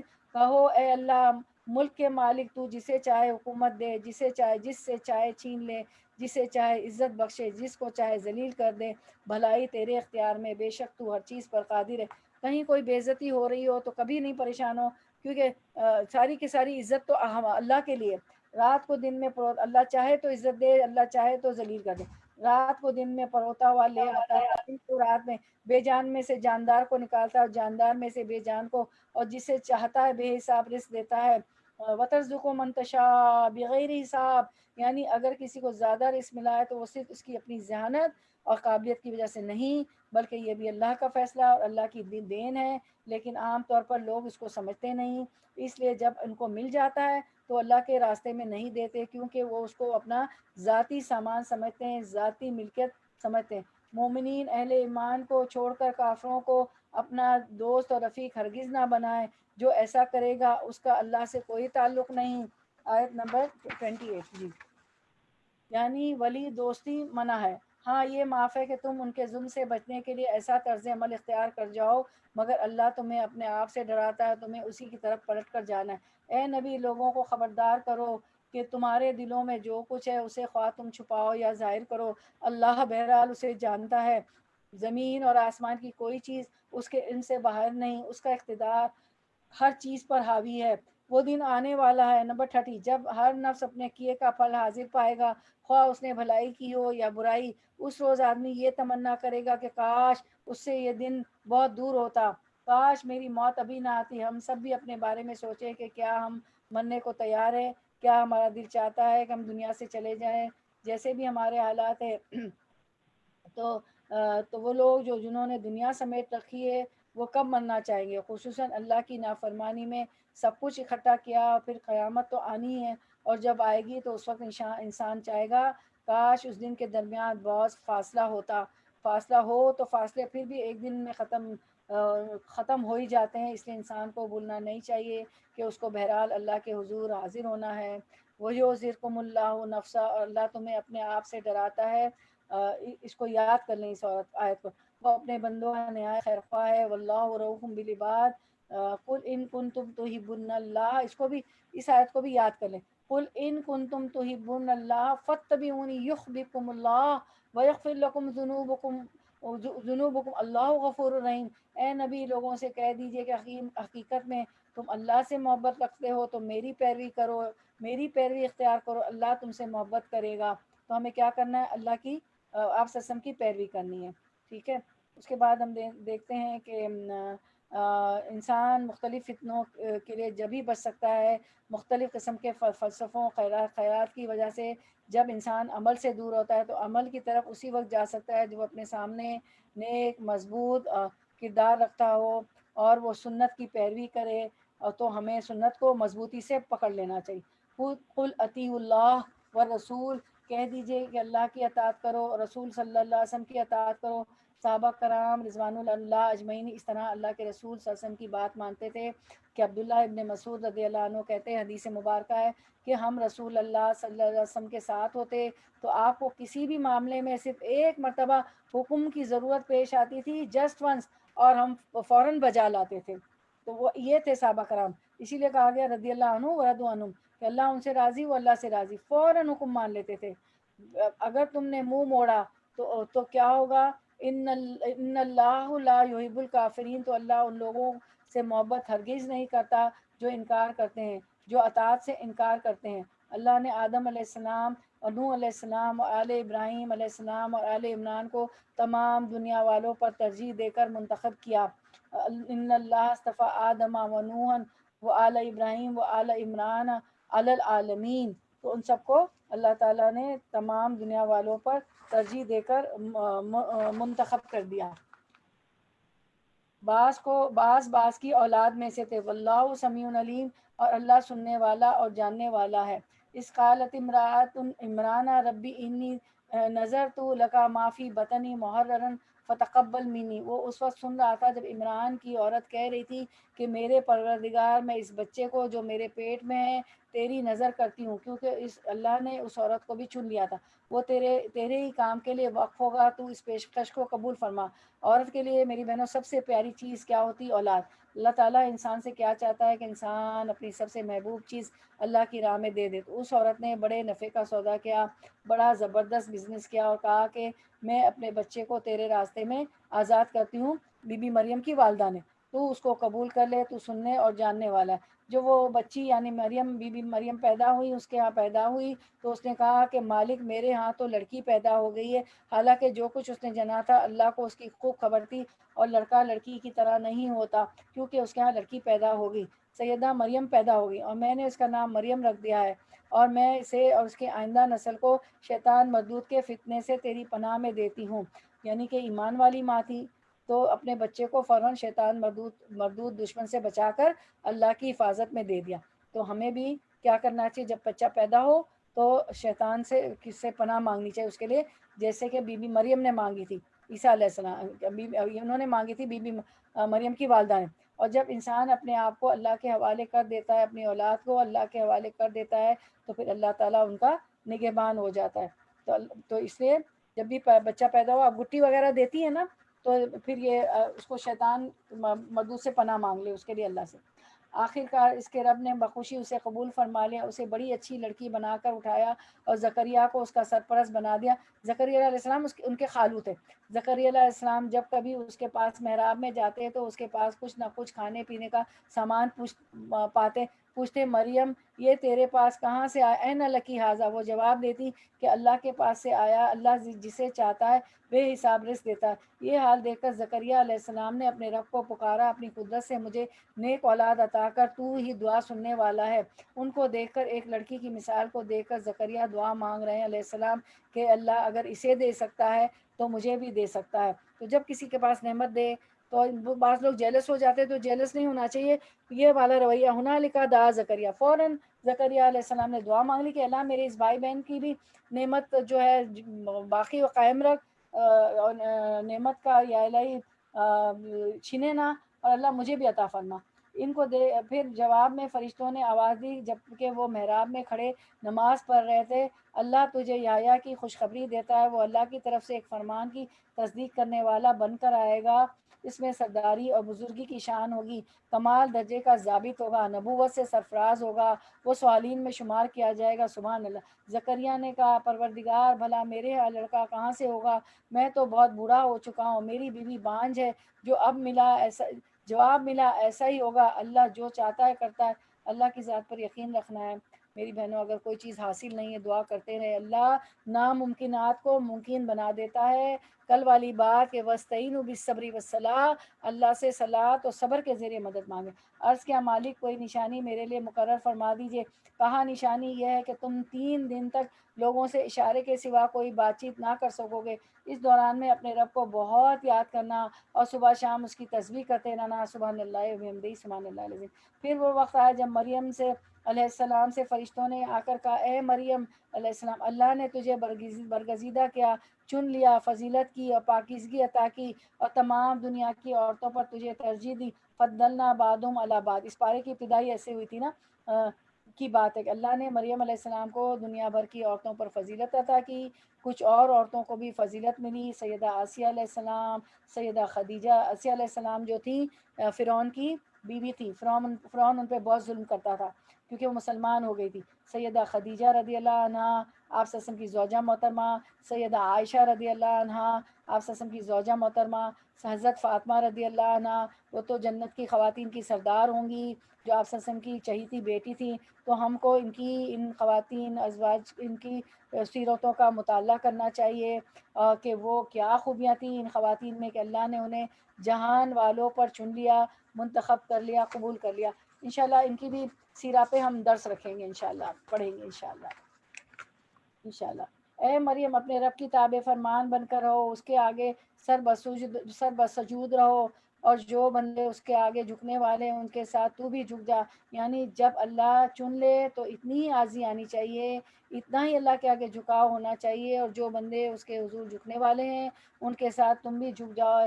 اجتماعی عبادت کی طرف اشارہ ہے کلیکٹیولی، اور اس سے یہ بھی پتہ چلتا ہے کہ عورتیں بھی اجتماعی نماز اور عبادت میں شریک ہو سکتی ہیں، جماعت سے نماز پڑھ سکتی ہیں، جیسے کئی احادیث میں آتا ہے. آپ صلی اللہ علیہ وسلم نے فرمایا واضح طور پر کہ اپنی عورتوں کو مسجدوں میں جانے سے نہ روکو. ٹھیک ہے، اب رمضان آ رہا ہے انشاءاللہ، تو بعض اوقات کیا ہوتا ہے کہ ہمیں گھر پہ نیند آ جاتی ہے یا اتنی صورتیں یاد نہیں ہوتی ہے، تو ایسے میں اگر موقع ملے تو تراویح کی جماعت میں شریک ہوں، جماعت میں تراویح پڑھیں. کوئی بات نہیں، ابھی تو پینڈیمک ہے، لیکن اللہ کی ذات سے وہی بات کہ اللہ ہم ناممکنات کو ممکن بنا دے گا. اللہ سے دعا کرتے ہیں کہ پھر سے ساری یہ پینڈیمک چلا جائے اور یہ سارے سوشل ڈسٹینس ختم ہو جائے. اللہ کی ذات سے کچھ بعید نہیں کہ ہم لوگ نمازیں پڑھیں مسجدوں میں، خانہ کعبہ میں. آمین بولے آمین سب لوگ. اے محمد صلی اللہ علیہ وسلم، یہ غیب کی خبریں جو ہم تمہیں وحی کے ذریعے بتا رہے ہیں، ورنہ تم اس وقت وہاں موجود نہ تھے جب ہیکل کے خادم یہ فیصلہ کرنے کے لیے مریم کا سرپرست کون ہو اپنے قلم پھینک رہے تھے. کہا جاتا ہے کہ جب مریم علیہ السلام کی والدہ ان کو ہیکل میں لے کر گئیں، کیونکہ انہوں نے نظر مانی تھی نا کہ اللہ تیرے نام وقف دوں گی، یہ لے کر گئی کہ یہ بچی میں نے اللہ کے راستے میں دے دی ہے، اس کو اپنے گھر نہیں رکھ سکتی، اسے یہاں بیت المقدس میں رکھا جائے. تو وہ انکار کرنے لگے. انہوں نے کہا کہ یہاں تو ہمیشہ مرد رہتے ہیں، لڑکی کے لیے تو یہاں کوئی جگہ نہیں، کیونکہ عورتیں تو یہاں نہیں ہوتی. تو یہ بہت ان یوزول چیز تھی ان لوگوں کے لیے. تو اس پر انہوں نے اپنے کچھ خواب کا ذکر کیا، مریم علیہ السلام کی والدہ نے، جس پر سب جھگڑنے لگے کہ ہم اس بچی کی کفالت کریں گے. اب وہ کہتے ہیں میں کفالت کروں، وہ کہتے ہم اس کی پرورش کریں گے. تو بہرحال جو قرآن اندازی ہوئی تو ان کے خالو حضرت زکریا علیہ السلام کے نام قرآن نکلا، جو ان کو کفالت کرنے لگے، ان کی لک آفٹر کرنے لگے. ورنہ تم اس وقت موجود نہ تھے جب ہیکل کے خادم یہ فیصلہ کرنے کے لیے مریم کا سرپرست کون ہو اپنے اپنے قلم پھینک رہے تھے، اور نہ تم اس وقت حاضر تھے جب ان کے درمیان جھگڑا برپا تھا کہ کون مریم کی کفالت کرے گا. اگر کوئی آپ کو کہے کہ محمد صلی اللہ علیہ وسلم عالم الغیب ہے تو یہ آیت بتا دیں کہ اللہ تعالیٰ فرما رہے ہیں کہ اس وقت آپ صلی اللہ علیہ وسلم موجود نہ تھے. ٹھیک ہے. اور جب فرشتوں نے کہا کہ اے مریم، اللہ تجھے اپنے ایک فرمان کی خوشخبری دیتا ہے، اس کا نام مسیح ابن مریم ہوگا، دنیا اور آخرت کا معزز ہوگا، اللہ کے مقرب بندوں میں شمار کیا جائے گا، لوگوں سے گہوارے میں یعنی پنگوڑے میں یعنی کیڈل میں یعنی جھولے میں بھی کلام کرے گا، اور بڑی عمر کو پہنچ کر بھی وہ ایک صالح مرد ہوگا. یہ ان بتایا جا رہا ہے کس کو؟ مریم علیہ السلام کو، کہ آپ کے بیٹے میں عیسیٰ علیہ السلام میں یہ خوبیاں ہوگی. یہ سن کر مریم بولی کہ پروردگار، میرے ہاں بچہ کہاں سے ہوگا؟ مجھے تو کسی شخص نے ہاتھ تک نہیں لگایا.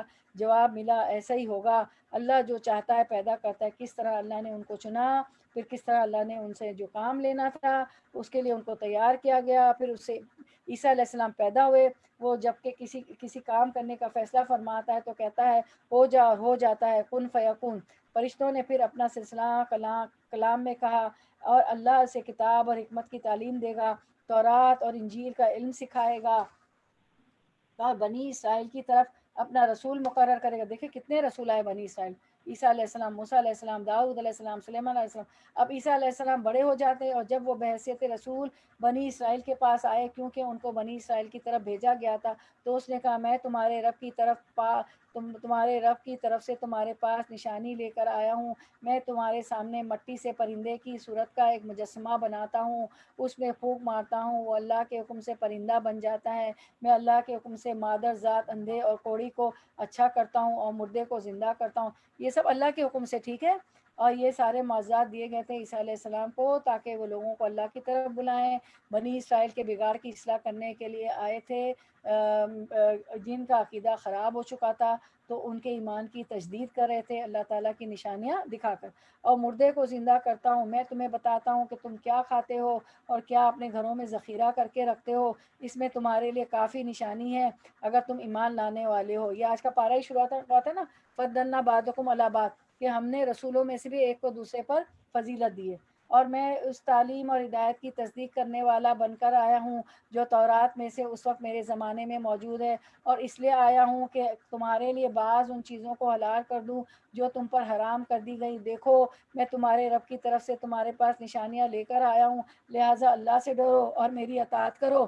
51 اللہ میرا رب بھی ہے اور تمہارا رب بھی ہے، لہٰذا تم اس کی بندگی اختیار کرو، یہی سیدھا راستہ ہے. ھذا صراط مستقیم. یعنی عیسیٰ علیہ السلام نے کبھی بھی لوگوں کو اپنی عبادت کا حکم نہیں دیا، کبھی بھی اپنے آپ کو الہ نہیں بتایا، بلکہ لوگوں کو اللہ کی عبادت کی طرف دعوت دی، اور انہوں نے جو ہے ان کو الہ بنا لیا. جب عیسیٰ علیہ السلام نے محسوس کیا کہ بنی اسرائیل کفر اور انکار پر آمادہ ہے تو اس نے کہا کہ کون اللہ کی راہ میں میرا مددگار ہے، کون میری اللہ کی راہ میں میں اللہ کی طرف بلانے والا ہوں، میری مدد کون کرے گا؟ تو کہتے ہیں کہ 12 لوگ تھے جو ان کے ساتھ ملے. قال الحواریون نحن انصار اللہ. حواریوں نے کہا کہ ہم آپ کے مددگار اللہ کے راستے میں.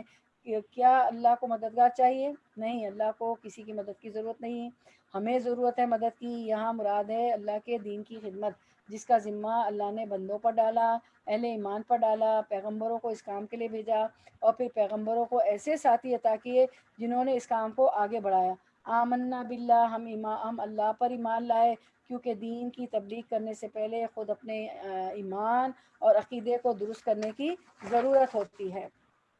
اور آپ گواہ رہے کہ ہم سب مسلمان ہیں. ربنا آمنا بما انزلت، اے ہمارے رب ہم ایمان لائے اس چیز پر جو تو نے نازل کی، اور ہم نے رسول کی پیروی کی.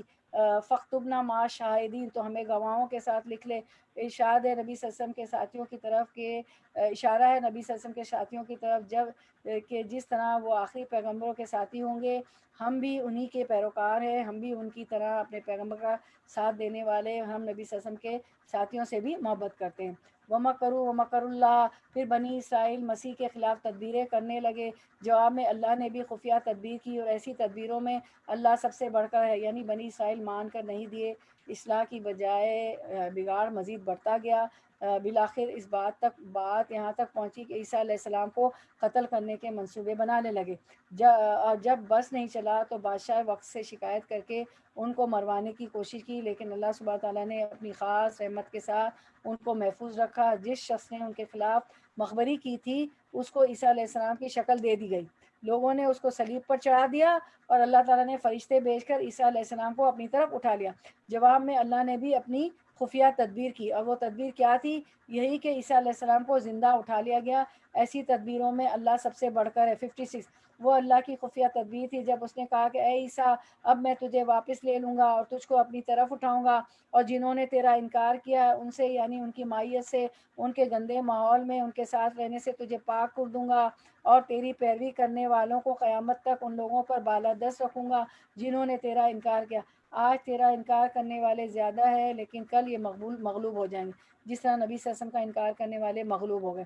ثم الیہ مرجعکم، پھر تم سب کو آخر میرے پاس آنا ہے، اس وقت میں ان باتوں کا فیصلہ کر دوں گا جن میں تمہارے درمیان اختلاف ہوا ہے۔ جن لوگوں نے کفر کی روش اختیار کی انہیں دنیا اور آخرت دونوں میں سزا دوں گا، اور وہ کوئی مددگار نہ پائیں گے، اور جنہوں نے ایمان اور نیک عملی کا رویہ اختیار کیا ہے انہیں ان کے اجر پورے پورے دے دیے جائیں گے۔ اور خوب جان لو کہ ظالموں سے اللہ ہرگز محبت نہیں رکھتا۔ ذالک نتلوہ علیک من الآیات والذکر الحکیم، یہ آیات اور حکمت سے لبریز تذکرے ہیں جو ہم تمہیں سنا رہے ہیں۔ اللہ کے نزدیک عیسیٰ علیہ السلام کی مثال آدم کی سی کے ہے کہ اللہ نے اسے مٹی سے پیدا کیا، اور اللہ نے اسے حکم دیا کہ ہو جا، اور وہ ہو گیا۔ یہ اصل حقیقت ہے جو تیرے رب کی طرف سے بتائی جا رہی ہے، اور تم ان لوگوں میں شامل نہ ہو جو شک کرتے ہیں۔ اب یہ علم آ جانے کے بعد جو کوئی تم سے جھگڑا کرے تو اے محمد صلی اللہ علیہ وسلم اس سے کہیے کہ آؤ ہم اور تم اور خود بھی آ جائیں، اور اپنے اپنے بال بچوں کو بھی لے آئیں، اور اللہ سے دعا کرے کہ جو جھوٹا ہو اس پر اللہ کی لعنت ہو۔ یعنی یہ آیت مباہلہ ہے۔ اب ہم دیکھتے ہیں کہ کیا کہا جاتا ہے کہ نبی صلی اللہ علیہ وسلم کے پاس نجران کے عیسائیوں کا ایک وفد آیا۔ نجران سعودی عرب کا ایک علاقہ ہے۔ آپ نے ان کے سامنے عیسیٰ علیہ السلام کی واضح تعلیمات رکھی کہ وہ اللہ کے بیٹے نہیں ہیں، کیونکہ وہ اللہ کے بیٹے کہتے تھے، وہ تین میں کا وہ اللہ کے پیغمبر تھے، ہمیں عبادت اللہ کی کرنی چاہیے، اور دین کی ساری باتوں کو، اور خصوصاً آل عمران کی آیت کو تلاوت کر کے ان کے سامنے رکھا۔ اور پھر جب نہیں مانے تو پھر ان سے کہا کہ ٹھیک ہے ہم مباہلہ کرتے ہیں کہ ہم میں سے جو سچا ہے وہ سچا ہے، اور جھوٹا ہے اس پر اللہ کی لعنت ہے۔ تو مباہلہ کیا ہوتا ہے؟ ہم اپنے بچوں کو اور تم اپنے بچوں کو لے آؤ، ہم اپنی عورتوں کو تم اپنی عورتوں کو لے آؤ، ہم بھی آ جاتے تم بھی آ جاؤ، پھر جھوٹے پر اللہ کی لعنت وہ پکارتے ہیں۔ اور جب انہوں نے دیکھا، یعنی عیسائیوں کے وقت جو نجران سے آیا تھا، کہ نبی صلی اللہ علیہ وسلم اپنے ساتھ سیدہ فاطمہ، سیدنا حسن، سیدنا حسین، حضرت علی رضوان اللہ تعالیٰ اجمعین کو لے کر آ رہے ہیں، تو یہ عیسائی لوگ ڈر گئے اور کہنے لگے کہ ہمیں وہ صورتیں دیکھ رہے ہیں کہ جو مطالبہ کرے تو پہاڑ بھی اپنی جگہ سے ہل جائے، یعنی اگر انہوں نے ہم پر بددعا ڈال دی تو پھر ہماری خیر نہیں۔ ان ھذا لہو القصص الحق، یہ بالکل صحیح واقعات ہیں۔ حقیقت یہ ہے کہ اللہ سے کے سوا کوئی الہ نہیں، وہ اللہ ہی کی ہستی ہے جس کی طاقت سب سے بالا، اور جس کی حکمت نظام عالم میں کار فرما ہے، وہ العزیز اور حکیم ہے۔ فَإِن تَوَلَّوْا، پھر اگر وہ منہ موڑ جائیں، بے شک اللہ جانتا ہے مفسدین کو۔ قُلْ يَا أَهْلَ الْكِتَابِ تَعَالَوْا إِلَىٰ كَلِمَةٍ سَوَاءٍ بَيْنَنَا وَبَيْنَكُمْ، یہ آیت نا جب بھی آپ اہل کتاب سے بات کریں تو کامن گراؤنڈ پہ بات کریں، یہ آیت سے۔ اب اہل کتاب کو ایمان کی دعوت دی جا رہی، کہو اہل کتاب آؤ ایک ایسی بات کی طرف جو ہمارے اور تمہارے درمیان یکساں ہے، یہ کہ ہم اللہ کے سوا کسی کی بندگی نہ کرے، اس کے ساتھ کسی کو شریک نہ ٹھہرائے، اور ہم میں کوئی اللہ کے سوا کسی کو اپنا رب نہ مانے۔ کامن گراؤنڈ پہ اس آیت سے بات کریں۔ انہوں نے کس کو اپنا رب بنا رکھا تھا؟ سیدنا عیسیٰ علیہ السلام کو۔ اس دعوت کو قبول کرنے سے اگر وہ منہ موڑے تو صاف کہہ دو کہ گوار ہو ہم تو مسلم ہیں، یعنی صرف اللہ کی بندگی اور اطاعت کرنے والے ہیں۔ اشہدو بأننا مسلمون۔ 65 اہل کتاب تم ابراہیم علیہ السلام کے بارے میں ہم سے کیوں جھگڑا کرتے ہو؟ تورات اور انجیل ابراہیم علیہ السلام کے بعد ہی نازل ہوئی ہیں، کیا تم اتنی بات نہیں سمجھتے؟ تم لوگ جن چیزوں کا علم رکھتے ہو ان میں تو خوب بحثیں کر چکے، ان معاملات میں کیوں بحثیں کرنے چلے ہو جن کا تمہارے پاس کچھ بھی علم نہیں؟ اللہ جانتا ہے تم نہیں جانتے۔ ماں کانا ابراہیم و یہودیوں ولا نصرانیہ، ابراہیم نہ یہودی تھے نہ عیسائی، بلکہ وہ تو ایک مسلم یکسو تھے، وہ ہرگز مشرکوں میں سے نہ تھے۔ ابراہیم سے نسبت رکھنے کا سب سے زیادہ حق اگر کسی کو پہنچتا ہے تو ان لوگوں کو پہنچتا ہے جنہوں نے اس کی پیروی کی، اور اب یہ نبی اور اس کے ماننے والے اس نسبت کے زیادہ حقدار ہے۔ اللہ صرف انہی کا حامی و ناصر ہے جو ایمان رکھتے ہیں۔ واللہ ولی المومنین، اے ایمان لانے والو، اہل کتاب میں سے ایک گروہ چاہتا ہے کہ کسی طرح تمہیں رائے راست سے ہٹا دیں، حالانکہ در حقیقت اپنے سوا کسی کو گمراہی میں نہیں ڈال رہے مگر انہیں اس کا شعور نہیں۔ اے اہل کتاب، کیوں اللہ کی آیات کا انکار کرتے ہو حالانکہ تم خود ان کا مشاہدہ کر رہے ہو؟ سورۃ البقرہ میں ہم نے دیکھا کہ خاص طور پر بنی اسرائیل کو، اہل کتاب کو ایمان لانے کی دعوت دی جا رہی ہے، نبی صلی اللہ علیہ وسلم پر اور آپ کی تعلیمات پر۔ اب سورہ آل عمران میں خصوصی طور پر نصارہ کو، کرسچن کو اس بات کی تعلیم دی جا رہی ہے کہ وہ محمد صلی اللہ علیہ وسلم کو مان لے، کیونکہ اب کسی بھی شخص کی ہدایت کا انحصار اس بات پر ہے کہ وہ اللہ کے رسول صلی اللہ علیہ وسلم پر ایمان لاتا ہے کہ نہیں اور ان کو آخری نبی مانتا ہے کہ نہیں، کیونکہ آپ صلی اللہ علیہ وسلم پہ جو ہے آخری نبی الزما ہے، سارے انبیاء کے سیل ہیں، اب کوئی نبی آنے والا نہیں۔ اے اہل کتاب، کیوں حق و باطل کا رنگ چڑھا کے مشتبہ بناتے ہو؟ کیوں جانتے بوجھتے حق کو چھپاتے ہو؟ وقالت طائفۃ من اہل الکتاب آمنوا بالذی انزل علی الذین آمنوا وجه النہار واکفروا آخرہ لعلہم یرجعون۔ اہل کتاب میں سے ایک گروہ کہتا ہے کہ اس نبی کے ماننے والوں پر جو بھی نازل ہوا ہے اس پر صبح ایمان لاؤ اور شام کو اس پر انکار کر دو، شاید اس ترکیب سے ایمان سے پھر جائیں۔ کتنی اذیتیں دی گئیں اللہ نبیوں کو، آپ صلی اللہ علیہ وسلم کو، صحابہ کو، یعنی ان کا ایمان بھی ڈاوا ڈول ہو جائے۔ جب یہ دیکھیں گے کہ پڑھے لکھے لوگ دین سے دور جا رہے ہیں تو پھر ہم کیوں اس دین کی طرف آ رہے ہیں؟ یعنی صبح ایمان لاؤ شام کو انکار کر دو، تو لوگ جو ہے سوچیں گے کہ کیا وجہ ہے جو دین سے دور جا رہے ہیں۔ نیز یہ لوگ آپس میں کہتے ہیں کہ اپنے مذہب والے کے سوا کسی کی بات نہ مانو، یعنی تعصب سکھاتے ہیں۔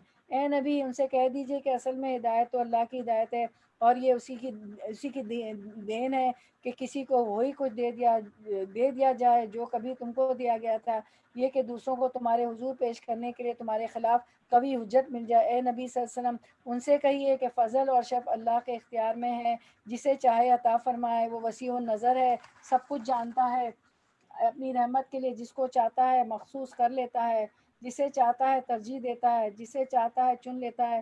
پھر وہی یہاں پہ فضیلت کی بات ہے کہ اللہ سبحانہ تعالیٰ کا فضل تو بہت وسیع ہے، لیکن اس فضل میں سے جس کو چاہتا ہے حصہ دیتا ہے۔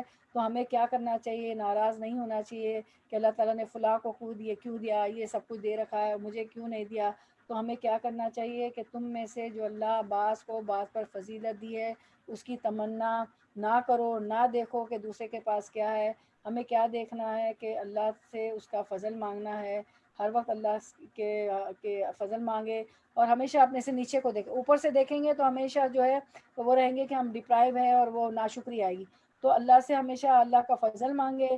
تو اپنے لیے دعا کرتے ہیں ہم اور آپ، میں اور آپ سے مل کے، اللہم انی اسألک من فضلک العظیم، بولے میرے ساتھ، اللہم انی اسألک من فضلک العظیم، اور سب کے لیے بولیں گے تو اللہم انا اسألک من فضلک العظیم، اللہ میں تیرا عظیم فضل مانگتی ہوں، اللہ ہم آپ سے عظیم فضل مانگتے ہیں۔ اور خاص طور پر یہ دعا اس وقت کریے جب آپ کو کسی خوبی سے، بھلائی سے، کسی کی نعمت سے حسد یا رشک ہونے لگے، یعنی جب آپ کے دل میں کوئی بات آئے کہ اس کے پاس کیوں ہے میرے پاس کیوں نہیں، تو فوراً اللہ تعالیٰ سے مانگے کہ اللہ تعالیٰ آپ مجھے بھی دے دیں، اس سے بہتر دے دیں، کہ اللہ تعالیٰ دے سکتے ہیں، اللہ کیوں نہیں دے سکتے۔ واللہ ذو الفضل العظیم، اللہ تو بہت فضل والے ہیں۔ پھر 75، اہل کتاب میں کوئی تو ایسا ہے کہ اگر تم اس کے اعتماد پر مال و دولت کا ایک ڈھیر بھی دے دو تو وہ تمہارا مال ادا کر دے گا، اور کسی کا حال یہ ہے کہ اگر تم ایک دینار کے معاملے پر بھی اس پر بھروسہ کرو تو وہ ادا نہ کرے گا، الا یہ کہ تم اس کے سر پر سوار ہو جاؤ۔ یعنی اہل کتاب میں مختلف طرح کے لوگ ہیں، اس سے ایک اہم نصیحت ہم کو ملتی ہے کہ لوگوں کو کسی قبیلے، خاندان، کنبے یا کسی خاص نام سے اس طرح وابستہ نہ کرو کہ ایک شخص کی برائی اور ایک شخص کی غلطی سب پر چسپا کر دو۔ جنرلائزیشن نہیں ہونی چاہیے، یعنی عمومیت اختیار نہیں کریں کہ ایک نے غلطی کی تو آپ کہیں کہ اب سبھی ایسے ہیں۔ مثلا آپ میں سے کوئی ایک ڈسپلن توڑ دے تو کہیں کہ کسی کے خاندان میں آپ دیکھیں کوئی ڈسپلن توڑتا ہے اور جو ہے وعدہ خلافی کرتا ہے تو یہ تو سارے ہی ایسے، نہیں، ایسے نہیں کرنا چاہیے۔ تو ان کی اخلاقی حالت کا سبب یہ ہے کہ وہ کہتے ہیں کہ امیوں یعنی غیر یہودیوں کے معاملے میں ہم پر کوئی معاوضہ نہیں، کوئی پکڑ نہیں، اور یہ بات اللہ کی طرف جھوٹ بول کر منسوخ کرتے ہیں، حالانکہ ان کو معلوم ہے کہ اللہ نے ایسی کوئی بات نہیں فرمائی۔ آخر کیوں ان نے باز پرس نہ ہوگی، ان سے باز پرس نہ ہوگی۔ جو بھی اپنے عہد کو پورا کرے گا اور برائی سے بچ کے رہے گا وہ اللہ کا محبوب ہے۔ 76 آخر کیوں ان نے باز پرس نہ ہوگی، جو بھی اپنے عہد کو پورا کرے گا اور برائی سے بچ کر رہے گا وہ اللہ کا محبوب رہے گا، کیونکہ پرہیزگار لوگ اللہ کو پسند ہے۔ تقویٰ کے ساتھ فَإِنَّ اللَّهَ يُحِبُّ الْمُتَّقِينَ، رہے وہ لوگ جو اللہ کے عہد اور اپنی قسموں کو تھوڑی قیمت پر بیچ ڈالتے ہیں، ان کے لیے آخرت میں کوئی حصہ نہیں۔ اللہ قیامت کے روز ان سے بات نہیں کرے گا، نہ ان کی طرف دیکھے گا، نہ ان کو پاک کرے گا۔ ان کے لیے تو بہت دردناک سزا ہے، یعنی اللہ سے کیے ہوئے وعدے کو ہر صورت پورا کرے، اور اللہ سے کیے ہوئے وعدے توڑنا کوئی معمولی چیز نہیں۔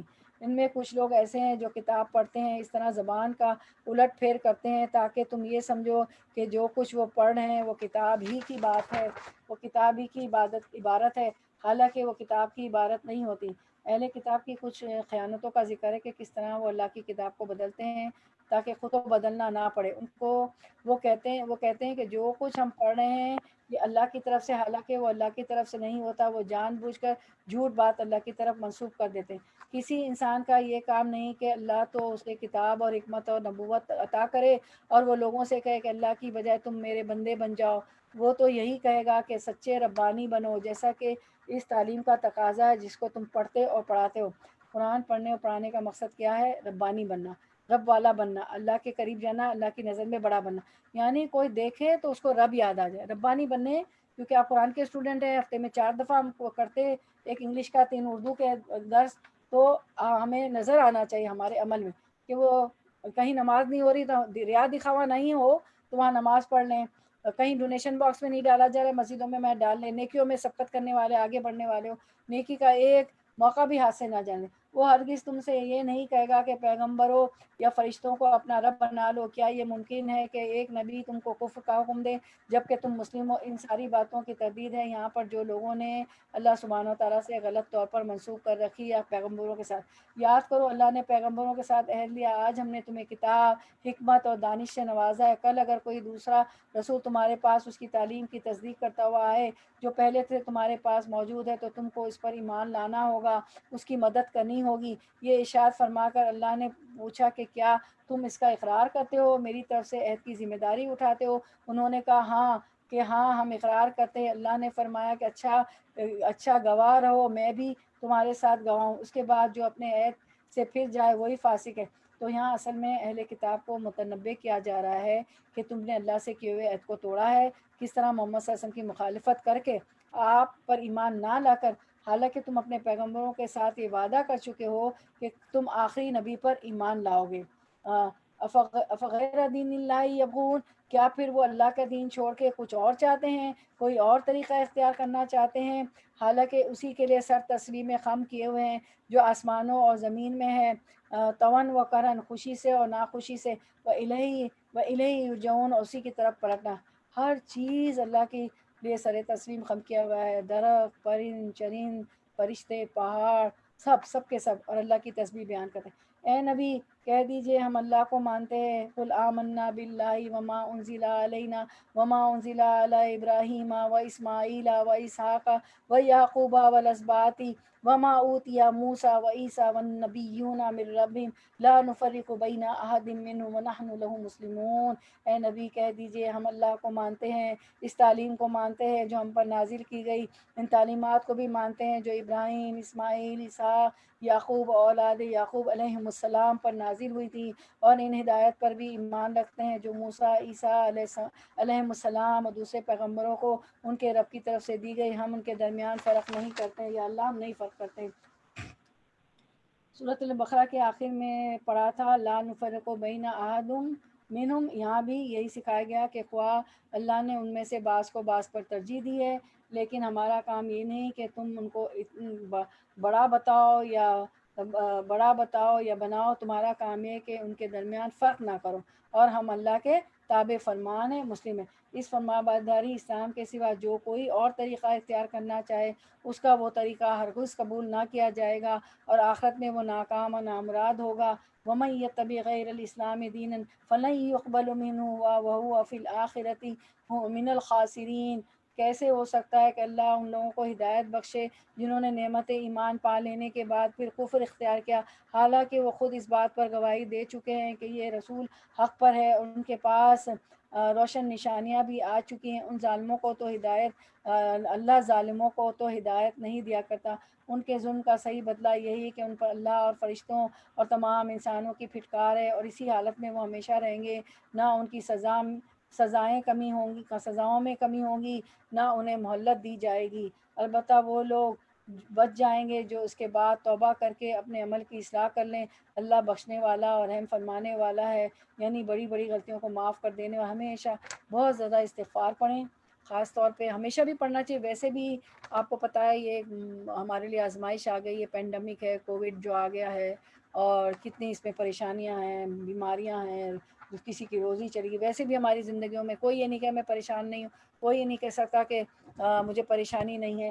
تو یہ ہے کہ گناہوں کی ضرور پناہ مانگا کریں، باقی کے بعد یہ ساری چیزیں گناہوں کی وجہ سے ہوتی ہیں۔ بہت زیادہ استغفار کیا کریں۔ آپ صلی اللہ علیہ وسلم ایک محفل میں بیٹھتے تھے تو 100 دفعہ سے زیادہ 100 دفعہ 70 آپ سب نے فرمایا میں 70 سے 100 دفعہ تک استغفار کر لیتے تھے ایک محفل میں بیٹھے بیٹھے۔ تو ہاں بہت زیادہ استغفار ہمیں کرنا چاہیے۔ اور ایک آدمی آیا، اس نے کہا اللہ کے رسول میں اپنے والد کے لیے 100 دفعہ استغفار کرتا ہوں، تو آپ صلی اللہ علیہ وسلم نے اسے پسند فرمایا۔ تو ہم نے جو والدین کا انتقال ہو گیا ان کے لیے بھی استغفار کر سکتے ہیں۔ تو مگر جن لوگوں نے ایمان لانے کے بعد کفر اختیار کیا، پھر اپنے کفر میں بڑھتے چلے گئے، تو ان کی توبہ بھی قبول نہ ہوگی۔ ایسے لوگ تو پکے گمراہ ہیں۔ ان الذین کفروا وماتوا وهم کفار فلن يقبل منهم احد مل الارض ذهبا ولو افتدى به اولئک لهم عذاب الیم وما لهم من ناصرین۔ جن لوگوں نے کفر اختیار کیا اور کفر کی حالت میں جان دے دی، ان میں سے اگر کوئی اپنے آپ کو سزا سے بچانے کے لیے زمین بھر کر بھی سونا فدیہ میں دے دے تو اسے قبول نہ کیا جائے گا۔ ایسے لوگوں کے لیے دردناک سزا تیار ہے، وہ اپنا کوئی مددگار نہ پائیں گے۔ ایک حدیث سے مبارکہ ہم دیکھ لیتے ہیں اسکرین پر، اس آیت کے ضمن میں انشاءاللہ اس کو دیکھتے ہیں، پڑھتے ہیں، جانتے ہیں، سمجھتے ہیں۔ حضرت انس بن مالک رضی اللہ عنہ سے روایت ہے کہ نبی صلی اللہ علیہ وسلم نے فرمایا اللہ تبارک و تعالیٰ جہنم والوں میں سے کم عذاب والوں سے فرمائے گا اگر دنیا اور جو کچھ اس میں ہے تیرے لیے ہو تو کیا تو اس عذاب سے نجات حاصل کرنے کے لیے وہ دے دے گا؟ وہ کہے گا جی ہاں۔ اللہ فرمائے گا میں نے تجھ سے اس سے بھی کم ترین چیز کا مطالبہ اس وقت کیا تھا جب تو آدم کی پشت میں تھا کہ تو شرک نہ کرنا۔ میرا گمان ہے کہ اللہ فرمائے گا میں تجھ کو جہنم میں نہ ڈالوں گا، لیکن تو نے شرک کے سوا باقی سب باتوں کا انکار کیا۔ تو جو ہے شرک بھی نہیں کرنا چاہیے، اللہ کے ساتھ کسی کے پارٹنرز ایٹریبیوٹس نہیں کرنا چاہیے۔ اور یہ وہ دن ہوگا کہ مال، بنون، اولاد، صاحبتی کس کو کہا ہے قرآن میں؟ بیوی، جو ہر وقت میاں بیوی کا ساتھ ہوتا ہے، بیوی بھی نہیں کام آئے گی، اولاد بھی نہیں کام آئے گی، والدین بھی نہیں، کسی کو بھی ہم فدیے میں دینا چاہیں گے کوئی کام نہیں آئے۔ اس آیت میں بھی اللہ نے کہہ دیا کہ اگر زمین بھر سونا بھی فدیہ میں دینا چاہے تو قبول نہیں ہوگا۔ تو اس سے پتہ چلتا ہے کہ ایمان کا انکار، کفر کا رویہ اختیار کرنا، اللہ کی بات نہ ماننا قیامت کے دن انسان کے لیے شدید حسرت کا سبب ہوگا، اور وہاں کوئی بھی مال اور دولت اور دنیا کے عہدے، دنیا کی نعمتیں کام نہیں آئیں گی۔ حتیٰ کہ اگر پوری زمین بھی سونے کی بھر کے اپنی جان چھڑانے کے لیے دینا چاہیں تو وہ قبول نہ کیا جائے گا۔ اللہ اول تو ہم زمین پر سونا دینے پہ قادر ہی نہیں ہوں گے نا، ہم تو کسی چیز پہ قادر ہی نہیں ہیں، تو کچھ بھی قبول نہیں کیا جائے گا۔ اگر ایسا ہو بھی تو قبول نہیں ہوگا۔ دنیا میں انسان کو کتنا خرچ کرنے کے لیے کہا گیا ہے، حکم دیا گیا ہے کہ آپ 1 کلو سونا خرچ کریں، نہیں بہت کم ہے، لیکن اگر انسان نافرمانی کرتا ہے اللہ تعالیٰ کی تو پھر آخرت کے دن، قیامت کے دن اس کی شدید پکڑ ہوگی، اور وہاں کوئی بھی چیز کام نہ آئی۔ جن کو ہم دنیا میں سمیٹ رہے ہیں وہ دیگر فائدہ وہ دے کر بھی فائدہ اٹھا سکیں، اپنے آپ تو نہیں اٹھا سکیں گے، اور اپنے آپ کو ہم بالکل نہیں بچا سکیں گے۔ آخر میں وہ حدیث دیکھ لیتے ہیں۔ ابو درداء رضی اللہ عنہ نے فرمایا کہ کتنا ہمیں ثواب ملتا ہے ان محفلوں کا۔ ابو درداء رضی اللہ عنہ نے فرمایا کہ میں نے رسول اللہ صلی اللہ علیہ وسلم کو فرماتے ہوئے سنا، جو شخص علم دین کی تلاش میں کسی راستے پر چلے تو اللہ تعالیٰ اس کے ذریعے اسے جنت کے راستے پر لگا دیتا ہے۔ آپ لوگ روز جمع ہوتی ہیں تو اللہ تعالیٰ آپ کے لیے جنت کا راستہ میرے اور آپ کے لیے آسان کر دیتا ہے۔ یہ آپ اللہ کے رسول صلی اللہ علیہ وسلم کی حدیث میں ہم پڑھ رہے ہیں، یہ میری اور آپ کی بات نہیں ہے۔ بے شک فرشتے طالب علم کی خوشی کے لیے اپنے پر بچھا دیتے ہیں۔ ہم فرشتوں کے پروں پہ تو چل کے نہیں آئی، اللہ کو پتہ ہے پینڈیمک کی وجہ سے نہیں آئی ہیں، اور آپ لوگ برابر آتی رہی ہیں۔ جو دور تھیں تو وہ تو آتی ہی نہیں تھی ماشاءاللہ، ہماری رفاقت بہن اور ہماری مہجبین بہن وغیرہ تو، لیکن اجر اتنا ہی ملتا ہے کیونکہ آپ کے محلے میں ہوتا تو آپ ضرور جاتے ہیں۔ اللہ کو پتہ ہے پینڈیمک کی وجہ سے نہیں چل کے آ رہے ہیں تو آپ فرشتوں کے پر بچھا دیتے ہیں۔ اور عالم کے لیے آسمان و زمین کی ساری مخلوقات مغفرت طلب کرتی ہے، ہمارے لیے ساری مخلوق مغفرت طلب کر رہی ہے، یہاں تک کہ پانی کے اندر سمندر کی مچھلیاں بھی ہماری مغفرت کی، ہماری بخشش کی دعا کر رہی ہیں۔ اور ایک اور روایت میں آتا ہے کہ چوٹیاں اپنے بلوں میں وہ بھی ہمارے لیے مغفرت کی دعا کرتی ہیں۔ اور پھر عالم کی فضیلت عابد پر ایسی ہے جیسے چاند کی فضیلت ستاروں پر ہے۔ جو علم حاصل کرتے ہیں اور جو علم دیتے ہیں ان کی فضیلت جو ہے عابد پر، جو بہت زیادہ عبادت اور نوافل پڑھتے ہیں ان پر ایسی ہے جیسے کہ ستاروں کو، جیسے چاند کو ستاروں پہ ہوتی ہے، ٹھیک ہے۔ تو اور اللہ کے رسول صلی اللہ علیہ وسلم کا بھی یہ معمول تھا کہ مسجد میں آپ جاتے تھے تو 2 حلقے بنے ہوتے تھے، ایک جو عبادت کر رہے ہوتے تھے، ایک جو ہے قرآن میں غور و تدبر کر رہے ہوتے تھے، تو آپ صلی اللہ علیہ وسلم ان کے ساتھ بیٹھ جاتے۔ عبادت بھی بہت اچھی چیز ہے، لیکن علم حاصل کریں گی تو پتہ چلے گا نا کہ کون سی دعا کہاں پڑھنی ہے۔ نماز میں کوئی ہم شرک و بدعت تو نہیں کر رہے ہیں، اذکار میں شرک و بدعت تو نہیں کرتے نا، تو علم تو ظلمت کے گھٹا توپ اندھیرے چھٹائے گا ہمارے۔ علم روشنی ہے، روشنی آئے گی، لائٹ آئے گی۔ بے شک علماء انبیاء کے وارث ہیں، اور انبیاء نے کسی کو دینار و درہم کا وارث نہیں بنایا، بلکہ انہوں نے علم کا وارث بنایا ہے۔ تو یہ ہے علماء انبیاء نے نبی جتنے گزرے درہم و دینار نہیں چھوڑے، علم چھوڑ کے گئے ہیں، تو یہ ان کے وارث ہم بن جاتے ہیں۔ یہ علم ہمیں سیکھنا بھی ہے، آگے بھی پھیلانا ہے۔ علم جہاں سے بھی ملے لے لیں، جہاں بھی کچھ ہو رہا ملے آپ لے لیں۔ اس حلقے میں بھی آپ کوشش کریں زیادہ سے زیادہ لوگوں کو بلائیں۔ مجھے پتا ہے آپ لوگ میسیجز کرتی ہیں عظمیٰ بہن، اور آپ لوگ لاسٹ میسیجز بھی کر رہی ہوتی ہیں اپنے لوگوں کو اور کلاس کو بھی، اس لیے جس نے اس علم کو حاصل کر لیا اس نے علم نبی اور وراثت نبوی سے پورا حصہ حاصل کر لیا، تو اتنے سارے ہمارے فائدے ہوئے۔ تو کبھی بھی دل برداشتہ نہ ہو کہ ہم جو ہے 2 گھنٹے دیتے ہیں، تو یہ قرآن کی جو ہے سب سے بڑی آیت ہے، وہ ہم سن لیتے ہیں۔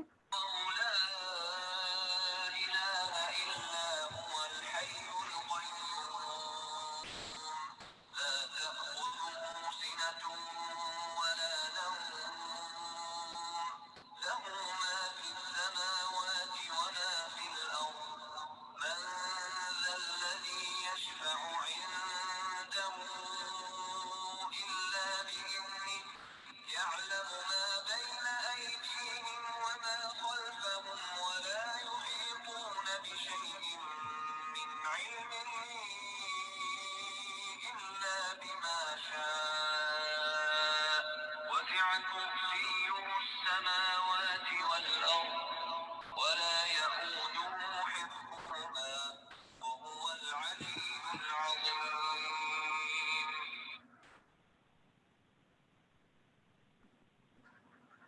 اللهم بلغنا رمضان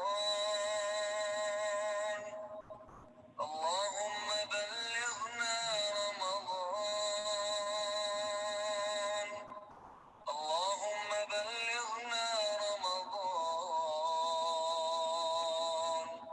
ووفقنا فيه للصيام والقيام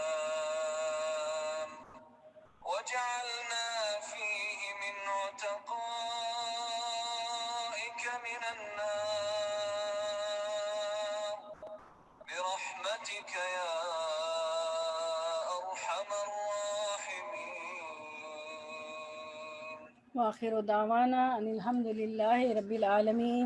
सुबहानक अल्लाहुम्मा व बिहम्दिका अशहदु अल्ला इलाहा इल्ला अंता तगफिरुका व अतूबु इलैक। अस्सलामु अलैकुम व रहमतुल्लाहि व बरकातुहू। चलिए अब इजाज़त दीजिए, किसी को कुछ कहना हो तो ठीक है, वरना मैं कंक्लूड करती हूँ। दो बहनें हमारी फ़ोन से आती हैं, अगर वो जूम पे आ जाए ना, जूम से, तो उनको स्क्रीन भी नज़र आएगा। मुसलसल हमारी दो बहनें फ़ोन से होती हैं, तो उनसे रिक्वेस्ट है कि आप स्क्रीन को भी देख सकेंगी और फिर वो फ़ोटो शॉट भी ले सकेंगी, स्क्रीन शॉट भी ले सकेंगी और अपने लिए आयतें और हदीसें और दुआएं जो है अपने पास आप उसको सेव कर सकेंगी। ठीक है, तो कोशिश करें, अगर नहीं तो फिर उस्मा जी को फ़ोन कर लें, वो आपको स्क्रीन पे लेके प्रैक्टिस करवा देंगी जूम पे। ठीक है, दो बहनें हमारी रोज़ देखती हूँ वो फ़ोन पे होती। चले मुझे इजाज़त है इंशाल्लाह। कल जो है जी, कहाँ जी जी जी हाँ, याद दिलाएं जी जी। कल एक अनाउंसमेंट है, कल हमारा सिर्फ जुमेरात हमारा 11:30 होगा। और फिर आपको पता है कि तब्दीली तब किबले की भी हुई थी, हमने आयतें पढ़ती आए हैं कि सहाबा कराम ने फ़ौरन नमाज में ही आप सल्लल्लाहु अलैहि वसल्लम ने किबला तब्दील कर लिया था।